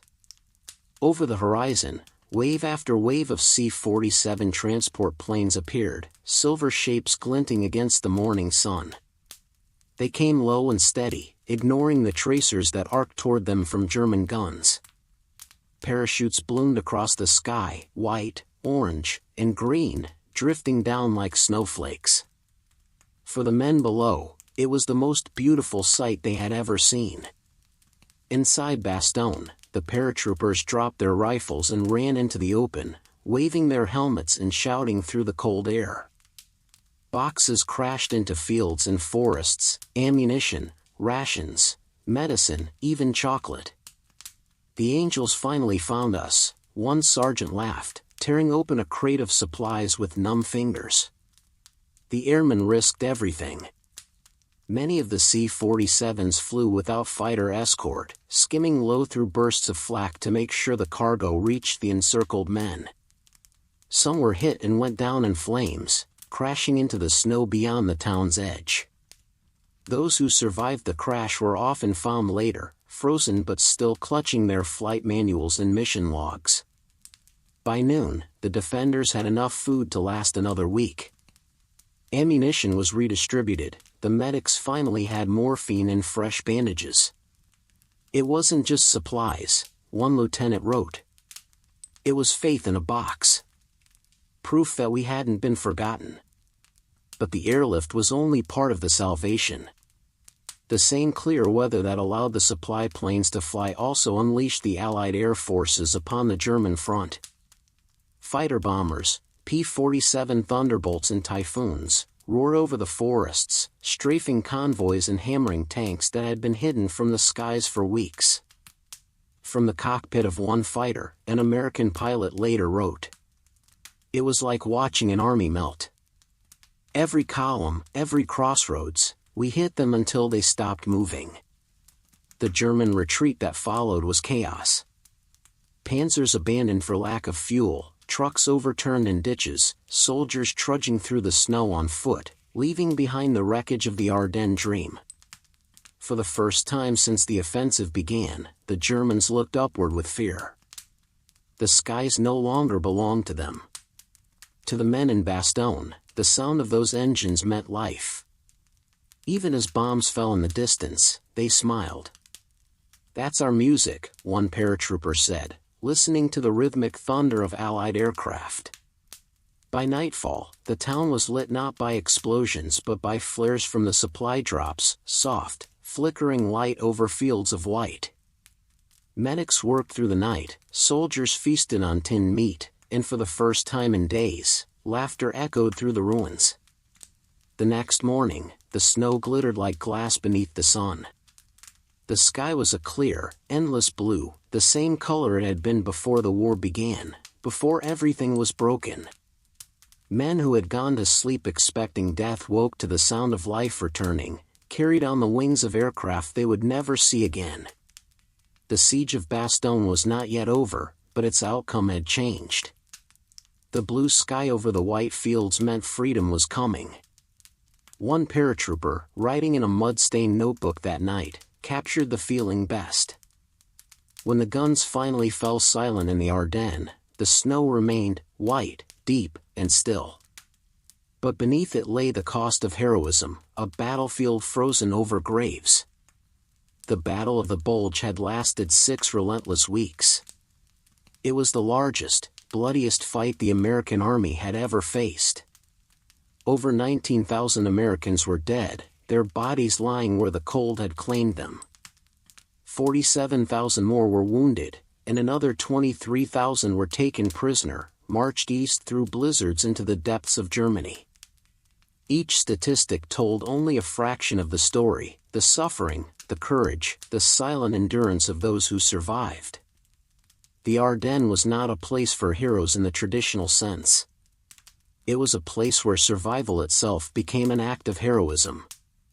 In the forests near Bastogne, soldiers dug shallow graves in frozen ground.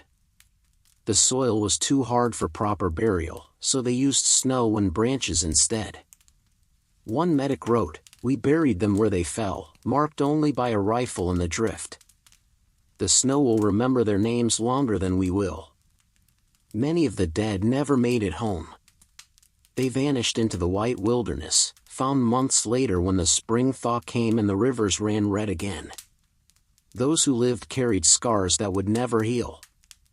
Thousands returned with frostbite, their fingers and toes blackened by cold. Some had to have limbs amputated in field hospitals, their bodies broken before the war even ended. Others bore invisible wounds, the shaking hands, the haunted eyes, the sound of artillery that never stopped echoing in their dreams.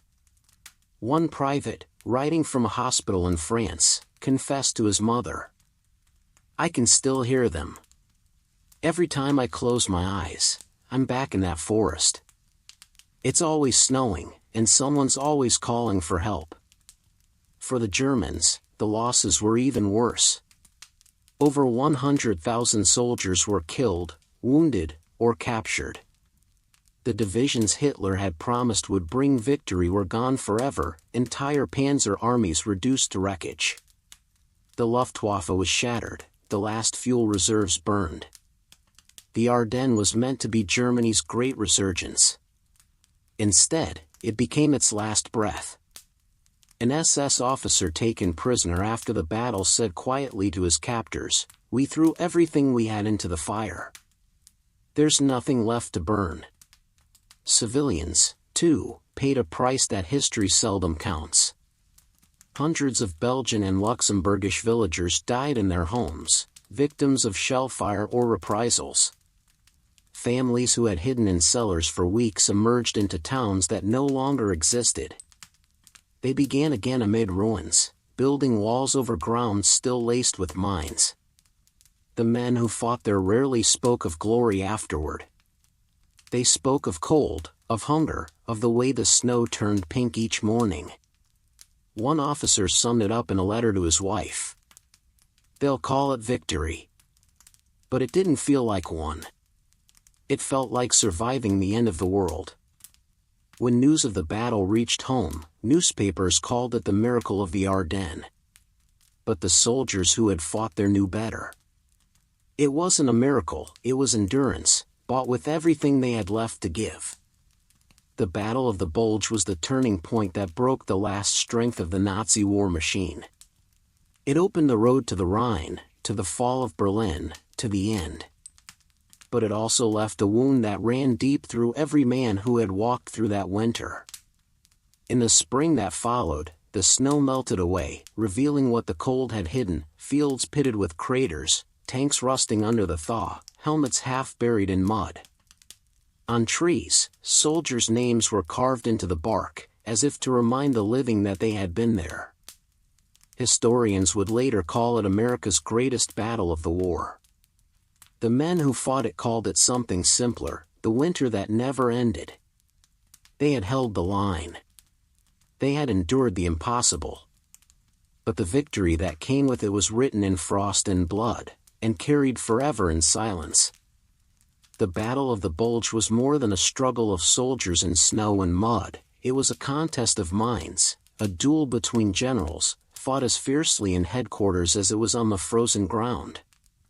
The men in the field fought for their lives, their commanders fought for history. In Berlin, Adolf Hitler still clung to visions of triumph. He called it Wacht am Rhein, Watch on the Rhine, a name meant to disguise his grandest gamble.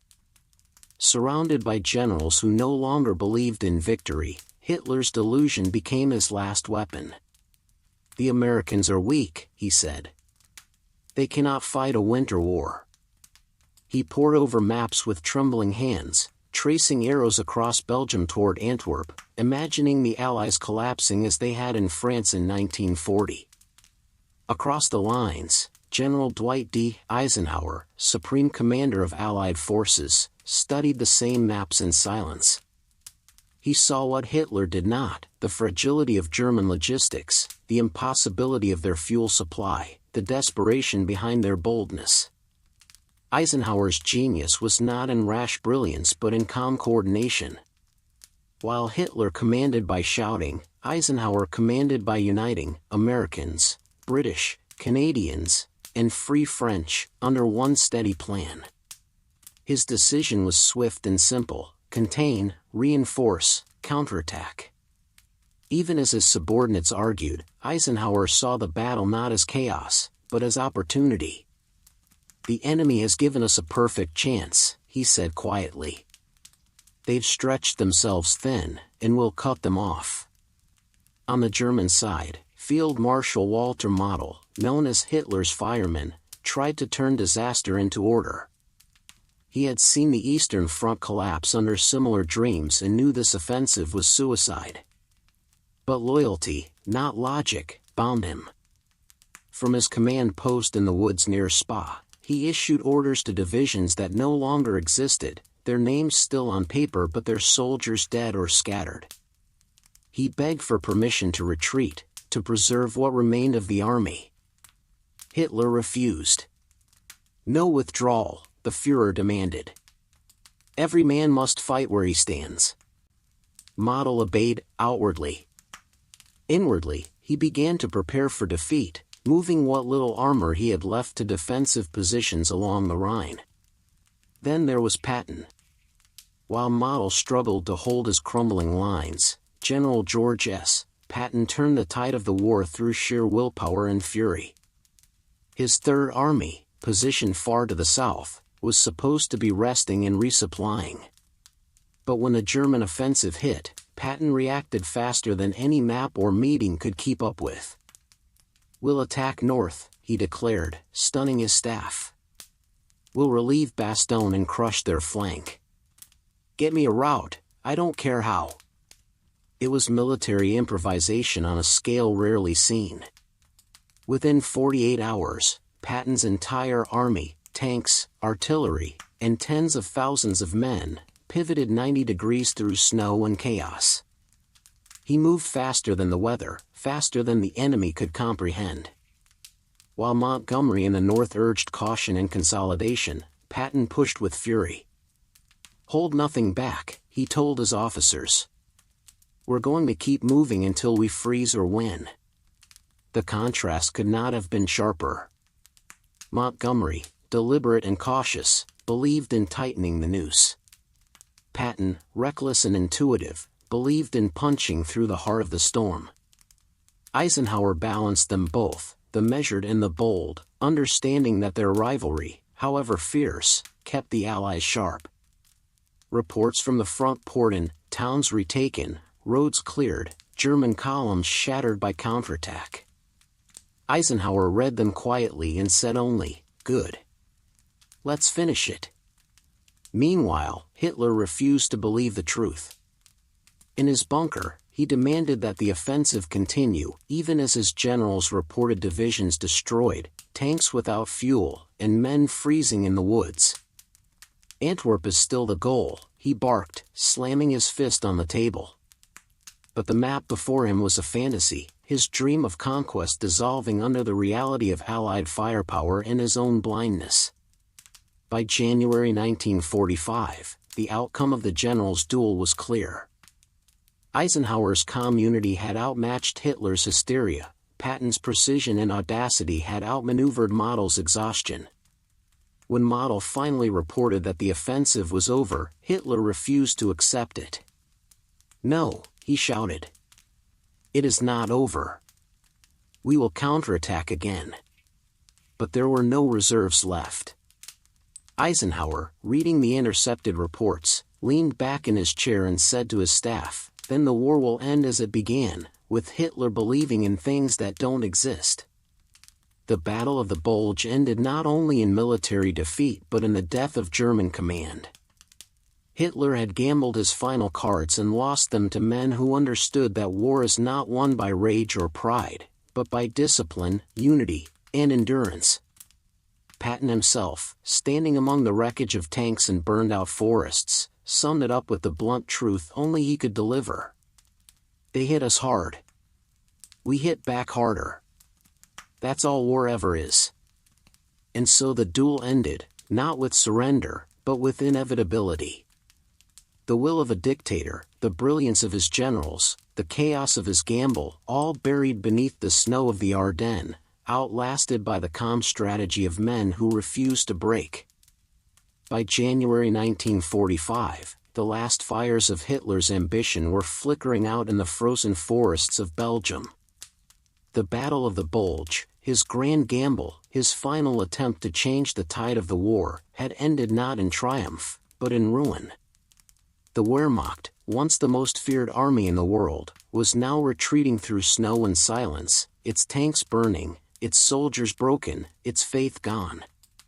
What had begun as a bold dream, to split the Allied lines, capture Antwerp, and force the West into peace, collapsed under the weight of reality. The German army was finished as an offensive force. Every unit, every division that had been thrown into the Ardennes had been gutted. The fuel depots were empty, the Luftwaffe grounded, and the men who survived now fought only to reach the Rhine alive. In Berlin, Adolf Hitler refused to see it. Inside his bunker beneath the Reich Chancellery, the once commanding Führer ranted into the early hours, blaming the weather, his generals, even his own soldiers. "The elements betrayed me," he screamed, pounding the table. "Had the skies stayed closed, we would have reached the sea. His delusion was all that remained of the Nazi dream. The man who once spoke of empire and destiny now stared at maps that meant nothing. Red lines of Soviet advance pressed from the east. Blue Allied lines closed in from the west. Between them lay the hollow core of a dying regime. The generals who still dared to speak the truth did so in whispers. Field Marshal Gerd von Rundstedt, when asked about the possibility of another counterattack, simply replied, "We have no army left." Sepp Dietrich, commander of the once elite 6th SS Panzer Army, cursed the futility of it all. "It's over," he told his staff. "All we're doing now is dying slower." But Hitler would not hear of surrender. Orders were given for non-existent divisions to launch new offensives, for phantom armies to hold lines that no longer existed. Reports of casualties were falsified, losses minimized, victories imagined. The propaganda machine still churned out hope, but even that was dying. The German people no longer believed. In the West, the myth of German invincibility, the legend born in Poland, France, and the early Blitzkrieg, was shattered forever. The Allies had faced the best Germany could muster and endured it. They had held through snow and blood, through surprise and slaughter, and emerged stronger than before. For years, the world had feared the iron discipline and machine precision of Hitler's army. In the Ardennes, that image was buried beneath the snow. Allied soldiers walked through villages filled with abandoned panzers and frostbitten corpses, the symbols of a war machine that had finally run out of wool and fuel. The defeat changed everything. What had once been a two-front war became a single, inevitable march toward Berlin. The Eastern Front was now collapsing as Soviet armies surged forward, and the Western Allies prepared to cross the Rhine. Germany's dream of a 1,000-year Reich had lasted barely 12. And still, in his underground world of concrete and smoke, Hitler clung to fantasy. His aides watched as he pored over reports that no longer mattered, planning imaginary counterstrikes. He raged against his generals, accusing them of cowardice, betrayal, and incompetence.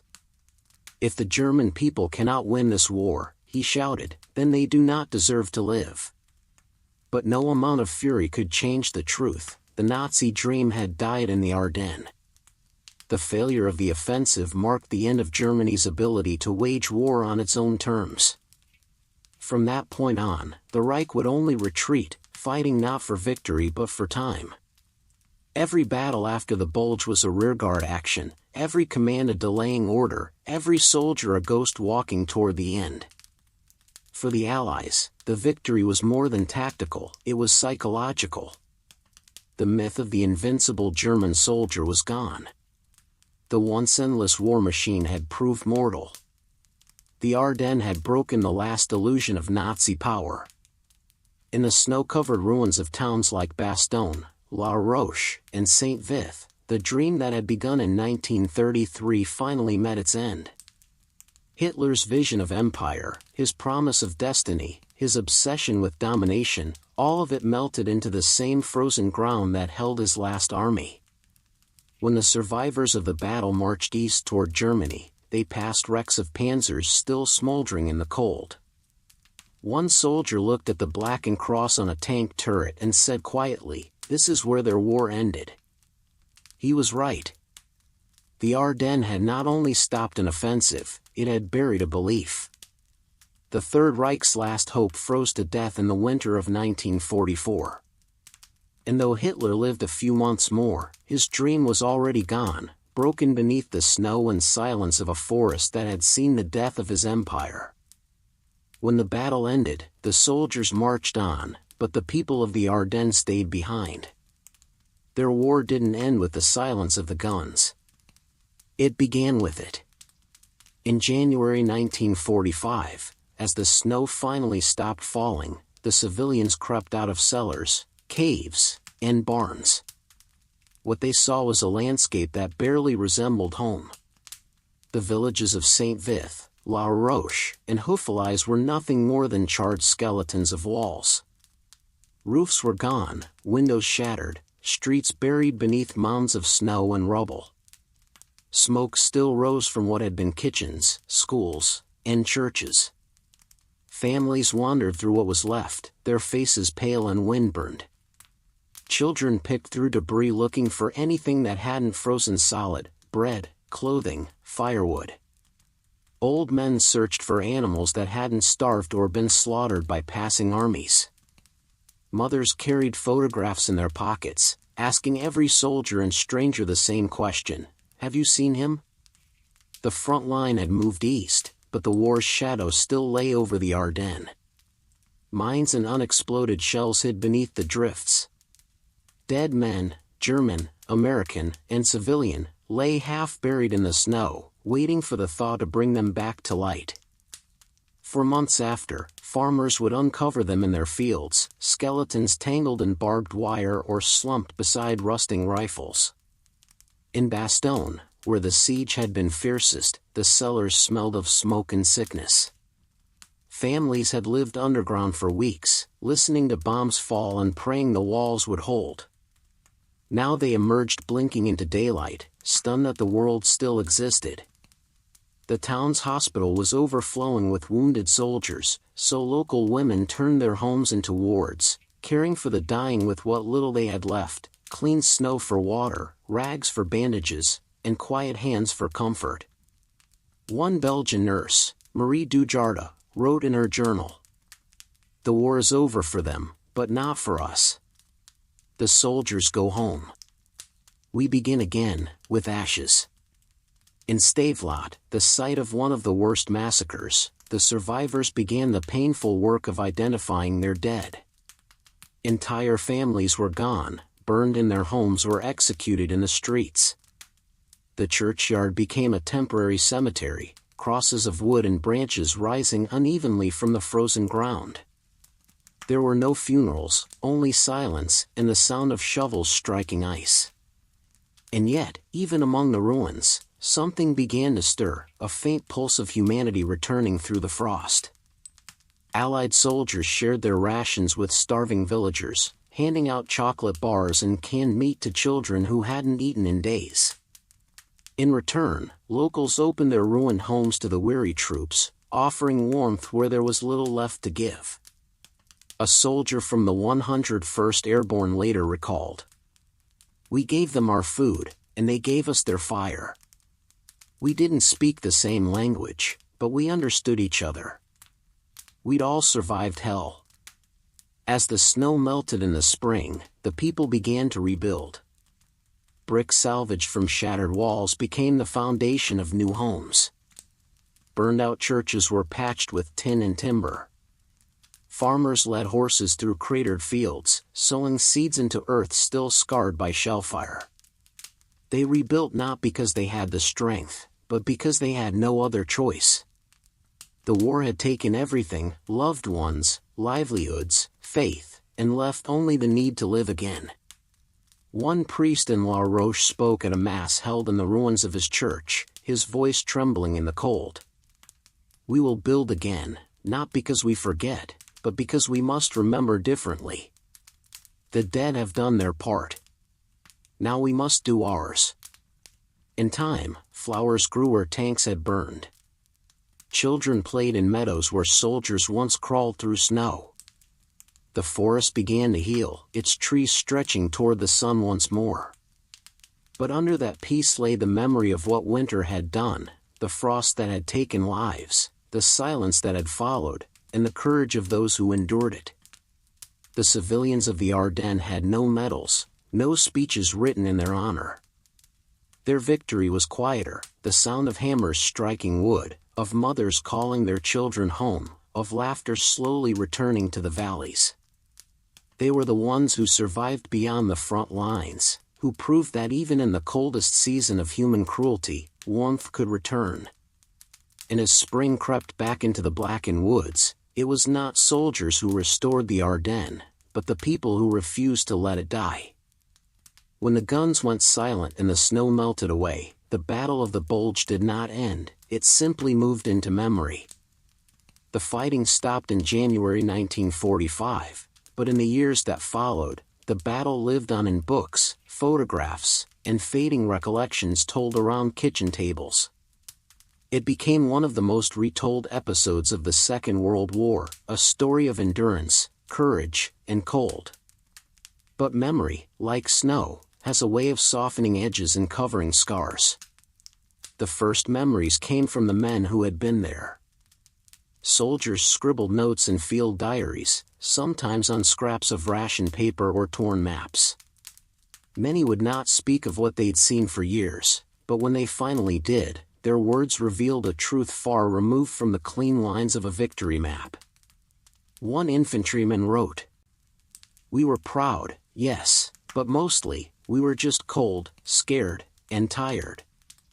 They call it a miracle. To us, it was survival." The war correspondents who had trudged through the snow beside them tried to make sense of what they'd witnessed. They described the frozen faces of soldiers, the eerie stillness of forests turned into graveyards, and the quiet determination that held the Allied lines together. Their reports captured not just the tactics of the battle, but its human weight, the frostbite, the hunger, the exhaustion that blurred heroism into something far simpler, endurance. In the years after the war, the story of the Bulge took on a new life. Memoirs and military histories poured from printing presses. Some came from generals, describing grand maneuvers and strategy. Others came from the men in foxholes, writing not of plans but of moments, lighting a cigarette for a dying friend, hearing the snow fall after an artillery barrage, praying for dawn. Each account added another layer to the collective memory, and somewhere between them, a myth began to form. Hollywood followed. The first post-war films painted the battle in stark contrast, good versus evil, heroism against the odds. Battleground, 1949, brought the frozen misery of Bastogne to the screen with surprising authenticity, showing soldiers wrapped in blankets and fear. Later films like Battle of the Bulge, 1965, traded realism for spectacle, tanks roaring across bright landscapes, battles shot in summer sunshine instead of Belgian blizzards. The myth of victory replaced the memory of hardship. In the public imagination, the Bulge became a story of unity, American grit and Allied cooperation triumphing over German arrogance. It was a comforting version, one that fit neatly into post-war optimism.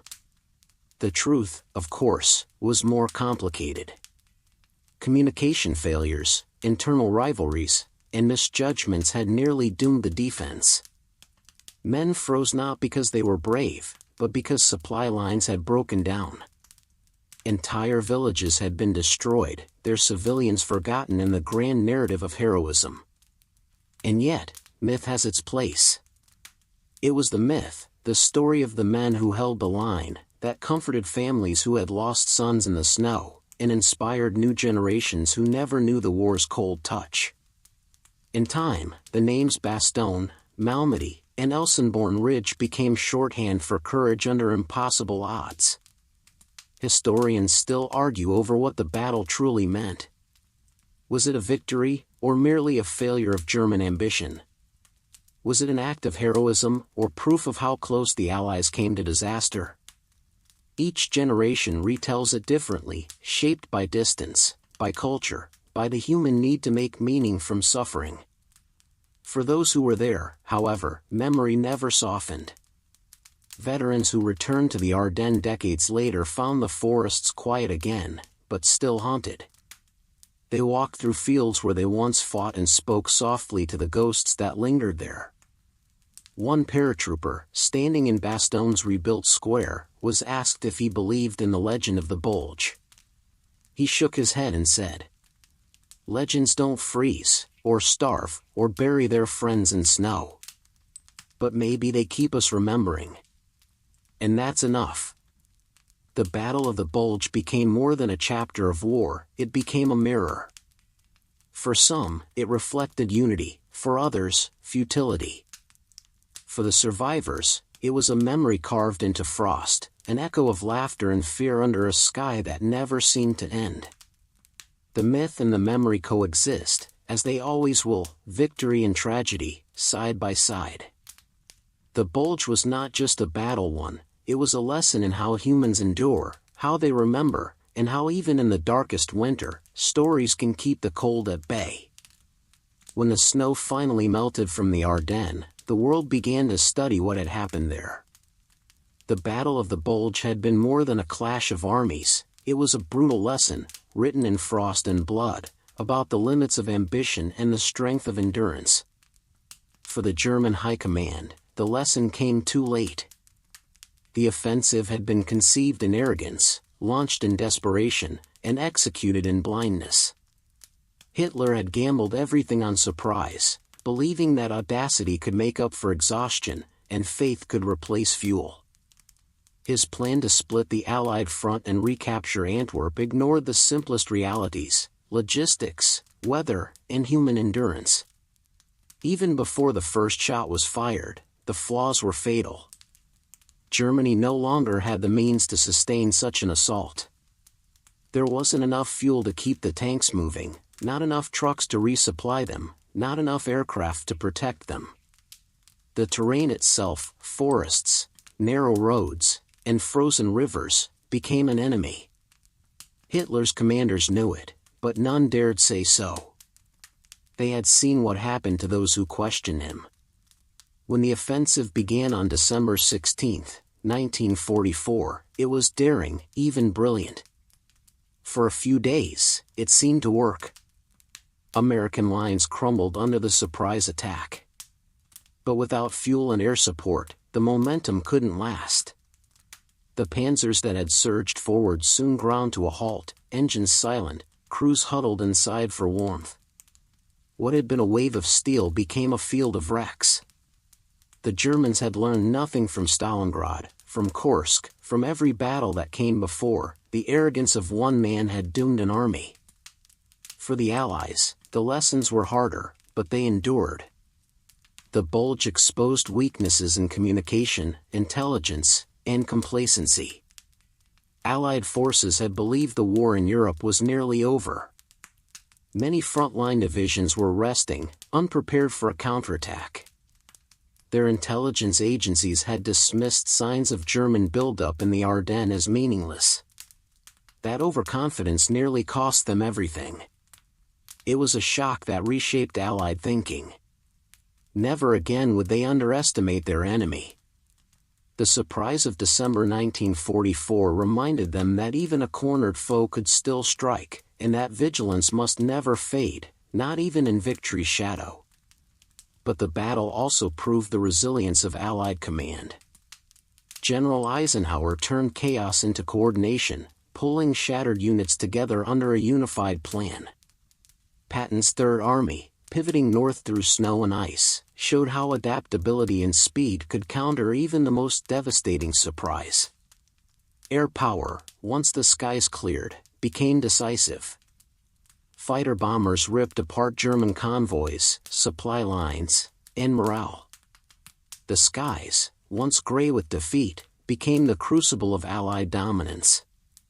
In those frozen weeks, the modern doctrine of warfare was reborn. The importance of logistics, rapid mobility, and air superiority became clear to every nation watching. The Ardennes proved that war was no longer just about courage or numbers, it was about coordination, communication, and the ability to move faster than the enemy could think. For the soldiers who survived, the lessons were simpler. They learned that endurance could matter more than strength, that leadership was measured not in orders shouted but in calm under fire. They saw how friendship kept men alive when food and heat could not. In letters home, they wrote not about strategy, but about humanity. One private summed it up. "We froze, we fought, we didn't quit. That's all war really is." Historians would later call the Battle of the Bulge a tactical defeat for Germany and a moral victory for the Allies. But to those who studied it, it was also a warning, a reminder that wars are lost not by weakness, but by arrogance. Generals across the world would pore over the lessons of the Ardennes for decades to come. the importance of intelligence, the value of mobility, and the absolute necessity of air control would shape military thinking from Korea to Vietnam, from Desert Storm to every conflict that followed. Yet perhaps the greatest lesson of all was that wars do not end when victory seems certain. They end only when vigilance, discipline, and humility replace pride. In the forests of Belgium, the snow eventually melted, the scars healed, and the tanks rusted into earth. But the lessons remained, etched into the minds of soldiers, the doctrines of generals, and the conscience of nations. The Ardennes had been a classroom built on suffering, but its teachings were eternal. That even in the coldest winter, adaptability can outlast ambition, and that no empire, no matter how powerful, can survive when it forgets the limits of its reach. By February 1945, the world that Hitler had built was falling apart. The snow that had hidden the wreckage of the Ardennes offensive began to melt, revealing the full cost of his final gamble. What had once been white silence turned brown and red, mud, blood, and ruin mixing together beneath the first thaw of spring. The Allies were moving again. From west to east, the great machine of liberation rolled forward, columns of tanks and trucks grinding through the same roads that had once belonged to the Wehrmacht. Eisenhower's forces crossed the Rhine River, breaching the last great barrier into Germany. The remnants of the German army fled before them, retreating not in order, but in fragments. Everywhere they went, the Allies passed through the bones of the winter's war. The Ardennes was littered with wrecks, panzers sunk in thawing ditches, rusted helmets half buried in mud, rifles frozen into the ground. In the villages, the survivors watched in silence as the armies moved east, their homes still scarred with bullet holes and smoke. For the German soldiers, the retreat was endless. The once mighty divisions that had marched with confidence in December were now hollowed out by frostbite, hunger, and despair. They moved through the same forests they had once fought to conquer, but now they were hunted. Allied aircraft filled the skies again, strafing convoys and bombing bridges. The same skies that had sheltered the German advance now became their grave.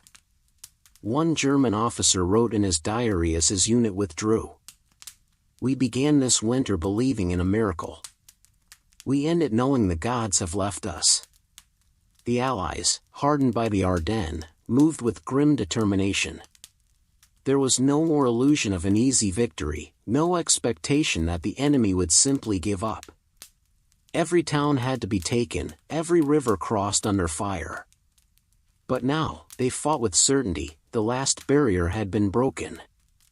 The enemy's strength, its myth, its pride, all had died in the snow.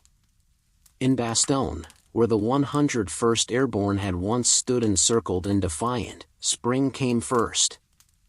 Meltwater ran through the trenches like veins, carrying away the dirt and the blood.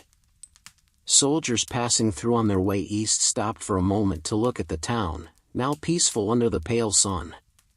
The bullet holes were still in the walls, but children were playing in the streets again.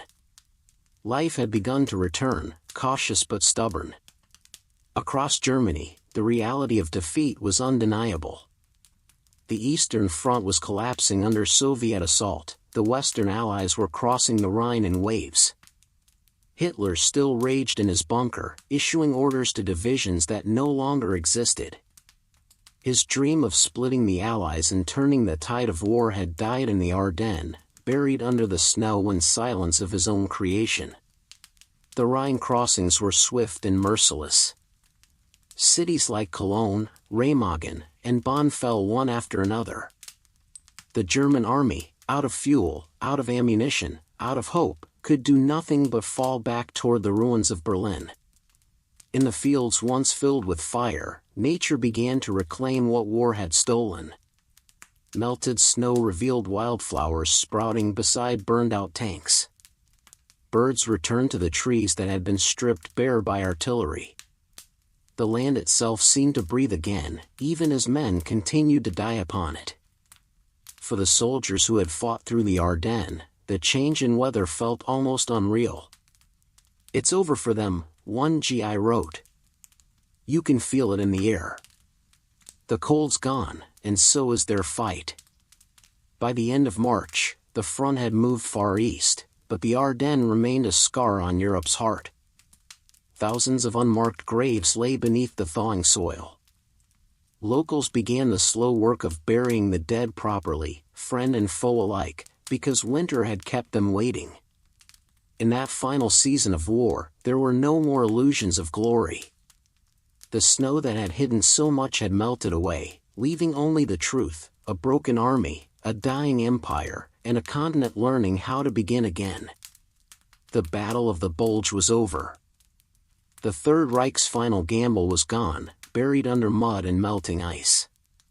As Allied tanks rolled across the Rhine and the road to Berlin opened, one exhausted American soldier looked back toward the fading forests of Belgium and murmured to no one in particular, "That's where their war ended, and ours began to end too." Winter was finished. The war was not. But in the Ardennes, spring had already buried Hitler's last dream beneath the thaw. When spring came to the Ardennes, the guns were silent, but the echoes never stopped. The forests that had once thundered with artillery now whispered only in the wind, but for those who survived, the sound never truly faded. The soldiers who had fought there, American and German alike, carried the Ardennes with them for the rest of their lives. For some, it lived in nightmares, for others, in silence too deep to break. They had endured the cold, the hunger, and the killing, but when they returned home, they discovered a different kind of battle waiting inside them. An American infantryman wrote to his wife in the spring of 1945. "The snow is gone, but it's still cold inside me. We froze together, fought together, and buried too many in that frozen ground. They call it victory. I just call it survival." For months, he woke at night thinking he was still in Bastogne, hearing the whistle of shells, seeing snowflakes falling through the roof of his foxhole. Others described the guilt of living when friends did not. "We dug them out of the ice and went on," one GI said quietly. "You don't stop to mourn in a blizzard." German survivors spoke of the Ardennes with the same haunted tone, stripped of ideology, reduced to memory and frostbite. Many were just boys, barely 18, dragged into Hitler's last dream of victory. A captured Panzergunner later said, "We thought we were part of something great. But when the snow turned red, I understood, it was over, and we had all been fooled." For the civilians, survival had been no less miraculous. Villagers returned to ruins that still smelled of smoke, their homes buried beneath snow and stone. Children searched for food in the rubble. Old men dug graves for those the winter had claimed. The war had passed through their lives like a storm, leaving hunger, grief, and silence behind. In Saint-Vith and La Roche, families remembered hiding in cellars while their world collapsed above them. One woman recalled, "We lived under the ground like ghosts. The only sound was the shelling, and the crying of children. When we came out, there was no town left, only snow and ashes." The Allies would rebuild Europe, but the people of the Ardennes rebuilt it with their hands, one brick, one prayer, one memory at a time. For the veterans, the years that followed were quieter, but not easier. Many never spoke of what they had seen. Some drank to forget, others wrote to remember. A few returned decades later, walking through the same forests where they had once fought. The trees had grown back, and the air was peaceful again, but when they stopped to listen, they said they could still hear the wind moving like distant artillery. At annual reunions, they would talk, not about tactics or victory, but about the cold, about the friends who didn't come home, about the feeling of being 20 years old and certain they would die before morning.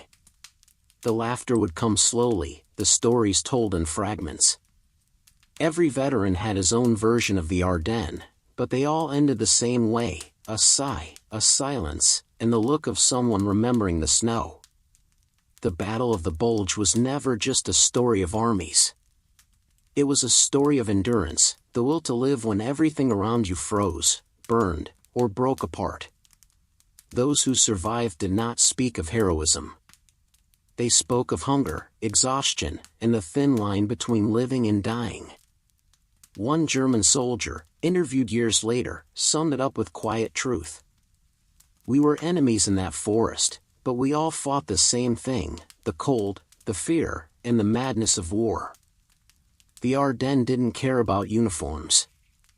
For those who lived through it, the Ardennes became more than a battlefield, it was a test of the human spirit.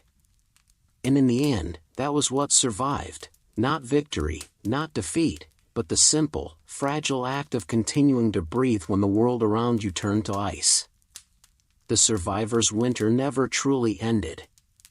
It lived in their memories, their silences, and the snow that fell each December, reminding them of the place where hope froze, but never died. Even after the last soldier left and the flags of victory were lowered, the Ardennes never truly returned to peace. The guns fell silent, the armies went home, and Europe began to heal, but the forest remembered. Beneath its quiet canopy, history refused to sleep. Each spring, as farmers turned the soil, the past came back. Plow blades struck something solid, and what emerged wasn't stone, it was metal, leather, or bone. Helmets scarred by bullets. Rusted rifles. Ammunition boxes with faded German lettering. Dog tags. And sometimes, a human hand still clutching a weapon that had long since lost its purpose. To this day, the Ardennes gives up its dead slowly. Locals call them the ghosts of winter, soldiers from both sides who vanished under the snow in 1944 and never returned. When the thaw came, many were buried by landslides, others simply forgotten where they fell. Decades later, hikers still stumble across fragments of their last stand, a buckle, a spoon, a frozen boot sole half buried in the moss. One farmer near Bastogne once unearthed an American helmet with a skull still inside. He reburied it beneath a tree and whispered, "Sleep now." The forest is full of such stories. Near Houffalize, locals say that on cold mornings, when mist curls low over the fields, you can hear faint sounds, boots crunching on snow, the distant echo of artillery, the low murmur of voices speaking in two languages long silenced. Rational minds dismiss it as wind, but those who live there know better. The Ardennes remembers its dead. Time has softened the scars but not erased them. In St. Vith, the rebuilt town stands atop the ruins of its wartime self. Under every foundation lie fragments of shell and steel. In La Roche, divers still find wrecked vehicles at the bottom of the river, their crews entombed inside. And deep in the forest, tanks remain where they died, engines cold, their barrels pointing into eternity. Tourists visit now. They come from America, Britain, Germany, and beyond, walking among the memorials that rise between the pines. Marble crosses and plaques mark places once soaked in blood. The Martisson Memorial near Bastogne lists the names of those who fought, the nearby museum displays letters, uniforms, and the famous reply, "Nuts," typed on yellowing paper. Each December, when the snow returns, veterans and families gather again in the same forests. They light candles in the drifts, laying wreaths for men who never came home. Children born long after the war stand beside them, listening to stories of a battle fought before they were imagined. For the people who live there, the Ardennes is not haunted by ghosts of terror, but by ghosts of memory. The forest has become sacred ground, proof that even in destruction, humanity endures. And yet, every winter, when the first flakes fall, the landscape transforms. The pines grow still. The air thickens with silence. The snow covers everything, the scars in the earth, the old trenches now filled with leaves, the rusted tank tracks hidden under moss. It is as if nature itself insists on burying the past again and again, each year a new layer of forgiveness. But forgiveness is not forgetting. Sometimes, in the quiet of a snowfall, a villager will stop and look toward the trees, thinking of the men who once froze there, both friend and foe. The past feels close enough to touch. The war never really left, an old man from Barak de Freitre once said. It just sleeps under the snow. And so it remains. The Ardennes, with its hills and forests, its quiet villages and frozen rivers, is more than a battlefield. It is a living monument, one that breathes, one that remembers.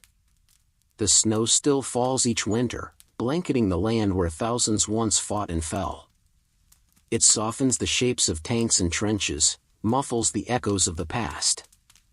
But beneath that white silence, the ghosts of the Ardennes still lie waiting, reminders of a time when the forest itself bore witness to humanity's darkest winter.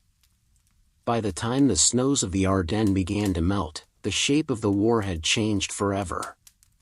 The Battle of the Bulge, Hitler's last great gamble, had not only failed, it had sealed the fate of the Third Reich.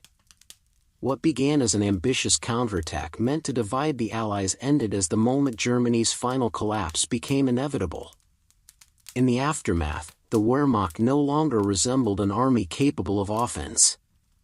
Its once feared divisions had been shattered, tanks were gone, fuel exhausted, morale buried beneath the snow. Hitler had wagered everything on the Ardennes offensive, his best troops, his last reserves, his faith in destiny, and lost them all. For the Allies, the strategic picture now looked clearer than ever. The Western Front had held. The Eastern Front, already trembling under the pressure of Soviet might, was beginning to collapse. The Red Army had launched its massive Vistula-Oder offensive in mid-January 1945, sweeping across Poland and into German territory. With the Western Bulge erased, Germany found itself crushed between two unstoppable forces closing from both sides. The dream of splitting the Allies, of forcing Britain and America into negotiation while halting the Soviets, was gone. Hitler's delusion of driving to Antwerp, of repeating the glories of 1940, had turned to dust. His once invincible armies were now scattered, their remnants retreating toward the Rhine. Inside Berlin, the Führer's headquarters echoed with anger and denial. Hitler raged at his generals, accusing them of betrayal, cowardice, and incompetence. He refused to believe that the Ardennes had failed because of his own madness, the lack of fuel, the impossible objectives, the overextended lines. "We lost," said Field Marshal Gerd von Rundstedt, "because we fought a fantasy." The Ardennes broke not just the German army, but the illusion that there could still be victory. It was the final proof that the Third Reich had reached the end of its strength. For Eisenhower, the outcome confirmed his belief in the power of Allied coordination. His strategy of steady pressure on all fronts had worked. "We will not stop," he told his staff, "until Germany cannot move, cannot breathe." The Bulge had shown that even the fiercest surprise could not break the unity of the Allied command. For Patton, it was vindication. His army's lightning turn north, through snow, ice, and chaos, had not only saved Bastogne but turned the tide of the battle. He called it the most brilliant operation we ever pulled off, though privately, he admitted that luck and grit had played equal parts. The victory also reshaped the Allies' mindset. The fear that the Germans might somehow rebound, as they had so many times before, vanished with the Ardennes defeat. The myth of German invincibility was gone. What remained was inevitability. By February 1945, Allied units were advancing across the Rhine. The Siegfried Line, Germany's last defensive barrier in the west, was cracking. In the east, the Red Army stood only 70 miles from Berlin.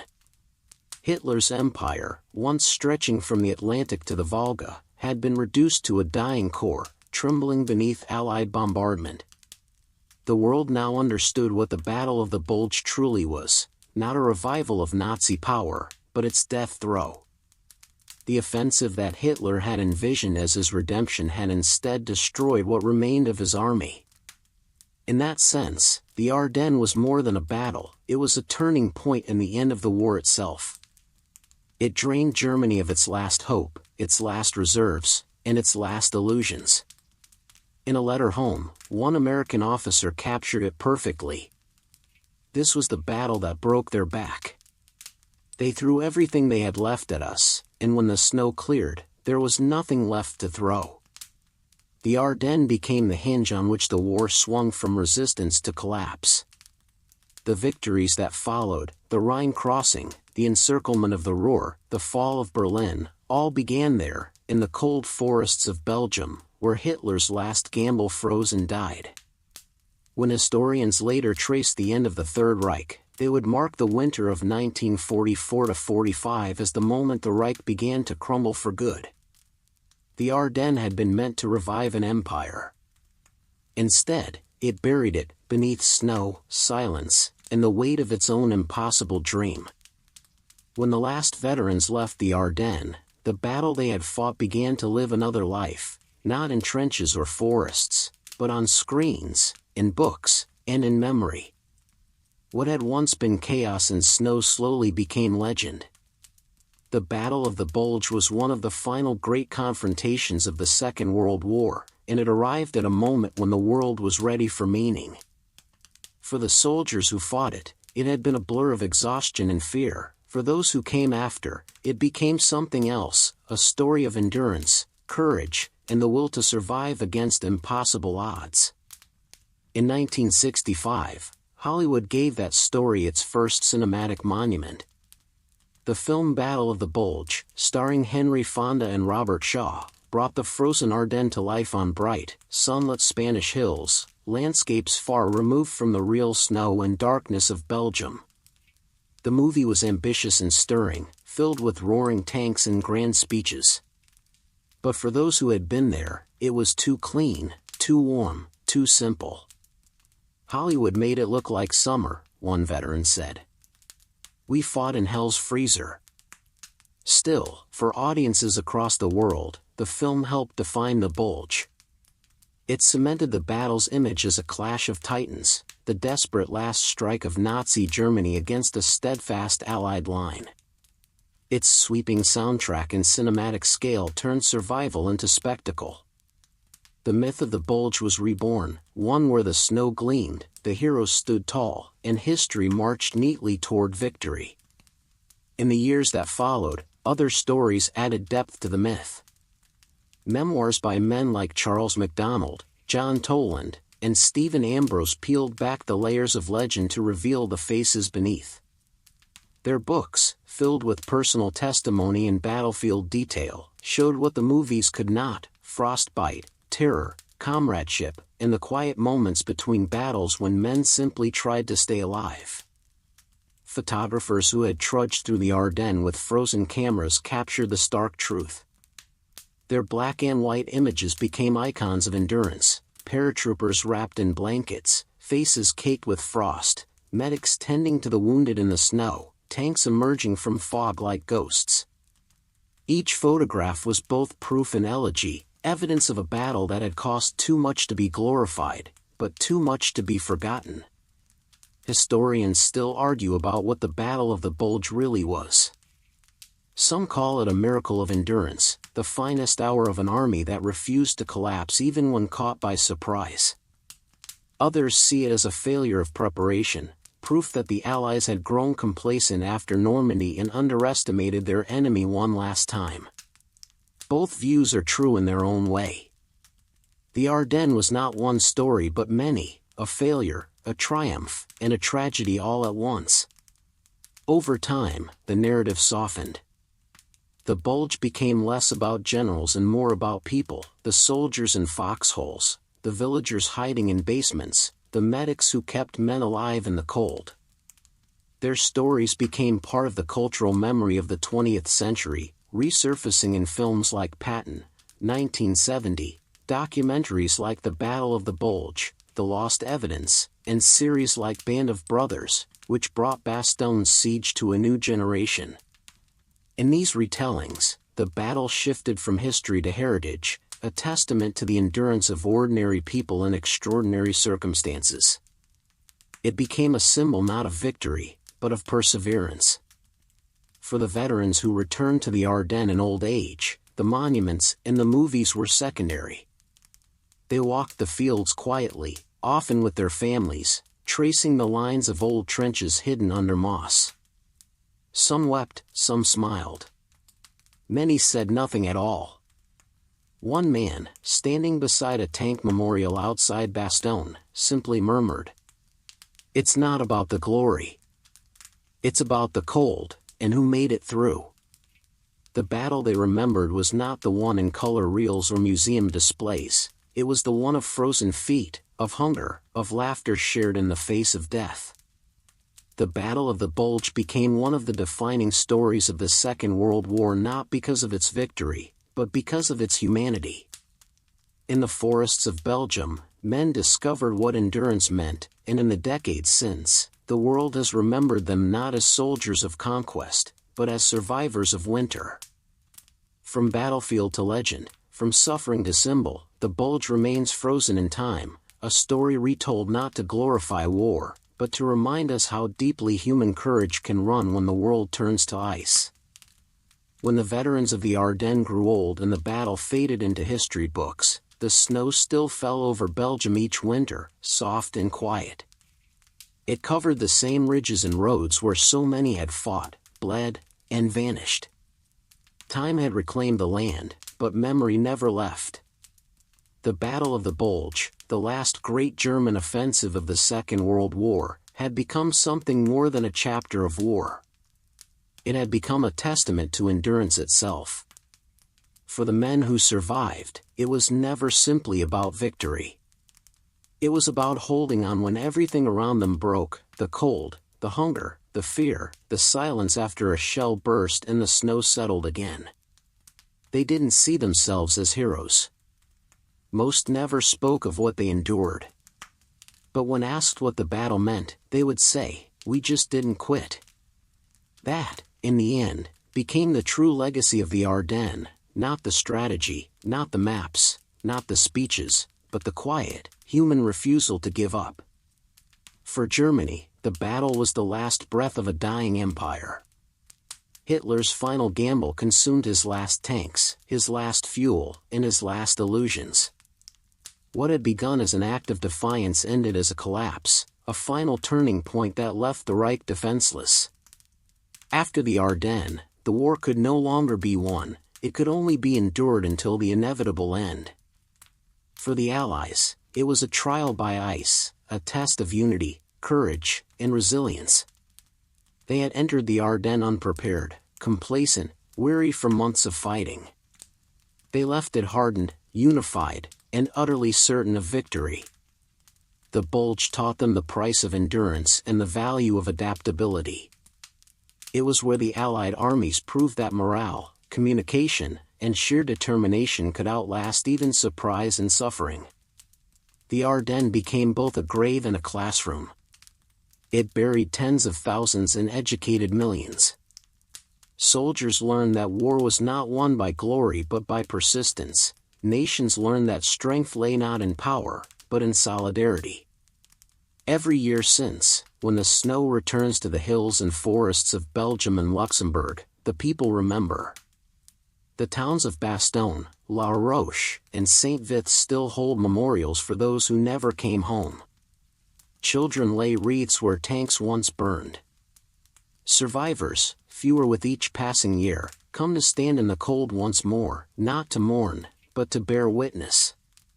At the Martyson Memorial, where the names of American states are carved in stone, the air is often still. Only the wind moves softly through pine trees that grew where the battle once raged. Visitors pause in silence, feeling the weight of what was endured there. Every relic left in the earth, every rusted shell, every dog tag unearthed by a farmer's plow, reminds the living of how fragile survival was. The Ardennes no longer echoes with artillery, but with remembrance. And yet, even as decades pass, the battle's meaning endures. The snow melts each spring, but the memory remains, a frozen echo of courage, sacrifice, and the human will to live. The Battle of the Bulge stands today not as Germany's last gamble, but as humanity's quiet triumph, proof that even in the darkest winter, when the world seems to turn against itself, something unbreakable can still endure. It was the last winter of the war. The soldiers who fought there saw hell and came home to tell the world what it cost. Their story became the bridge between history and hope. And though the snow still falls each year over the Ardennes, it no longer hides the dead.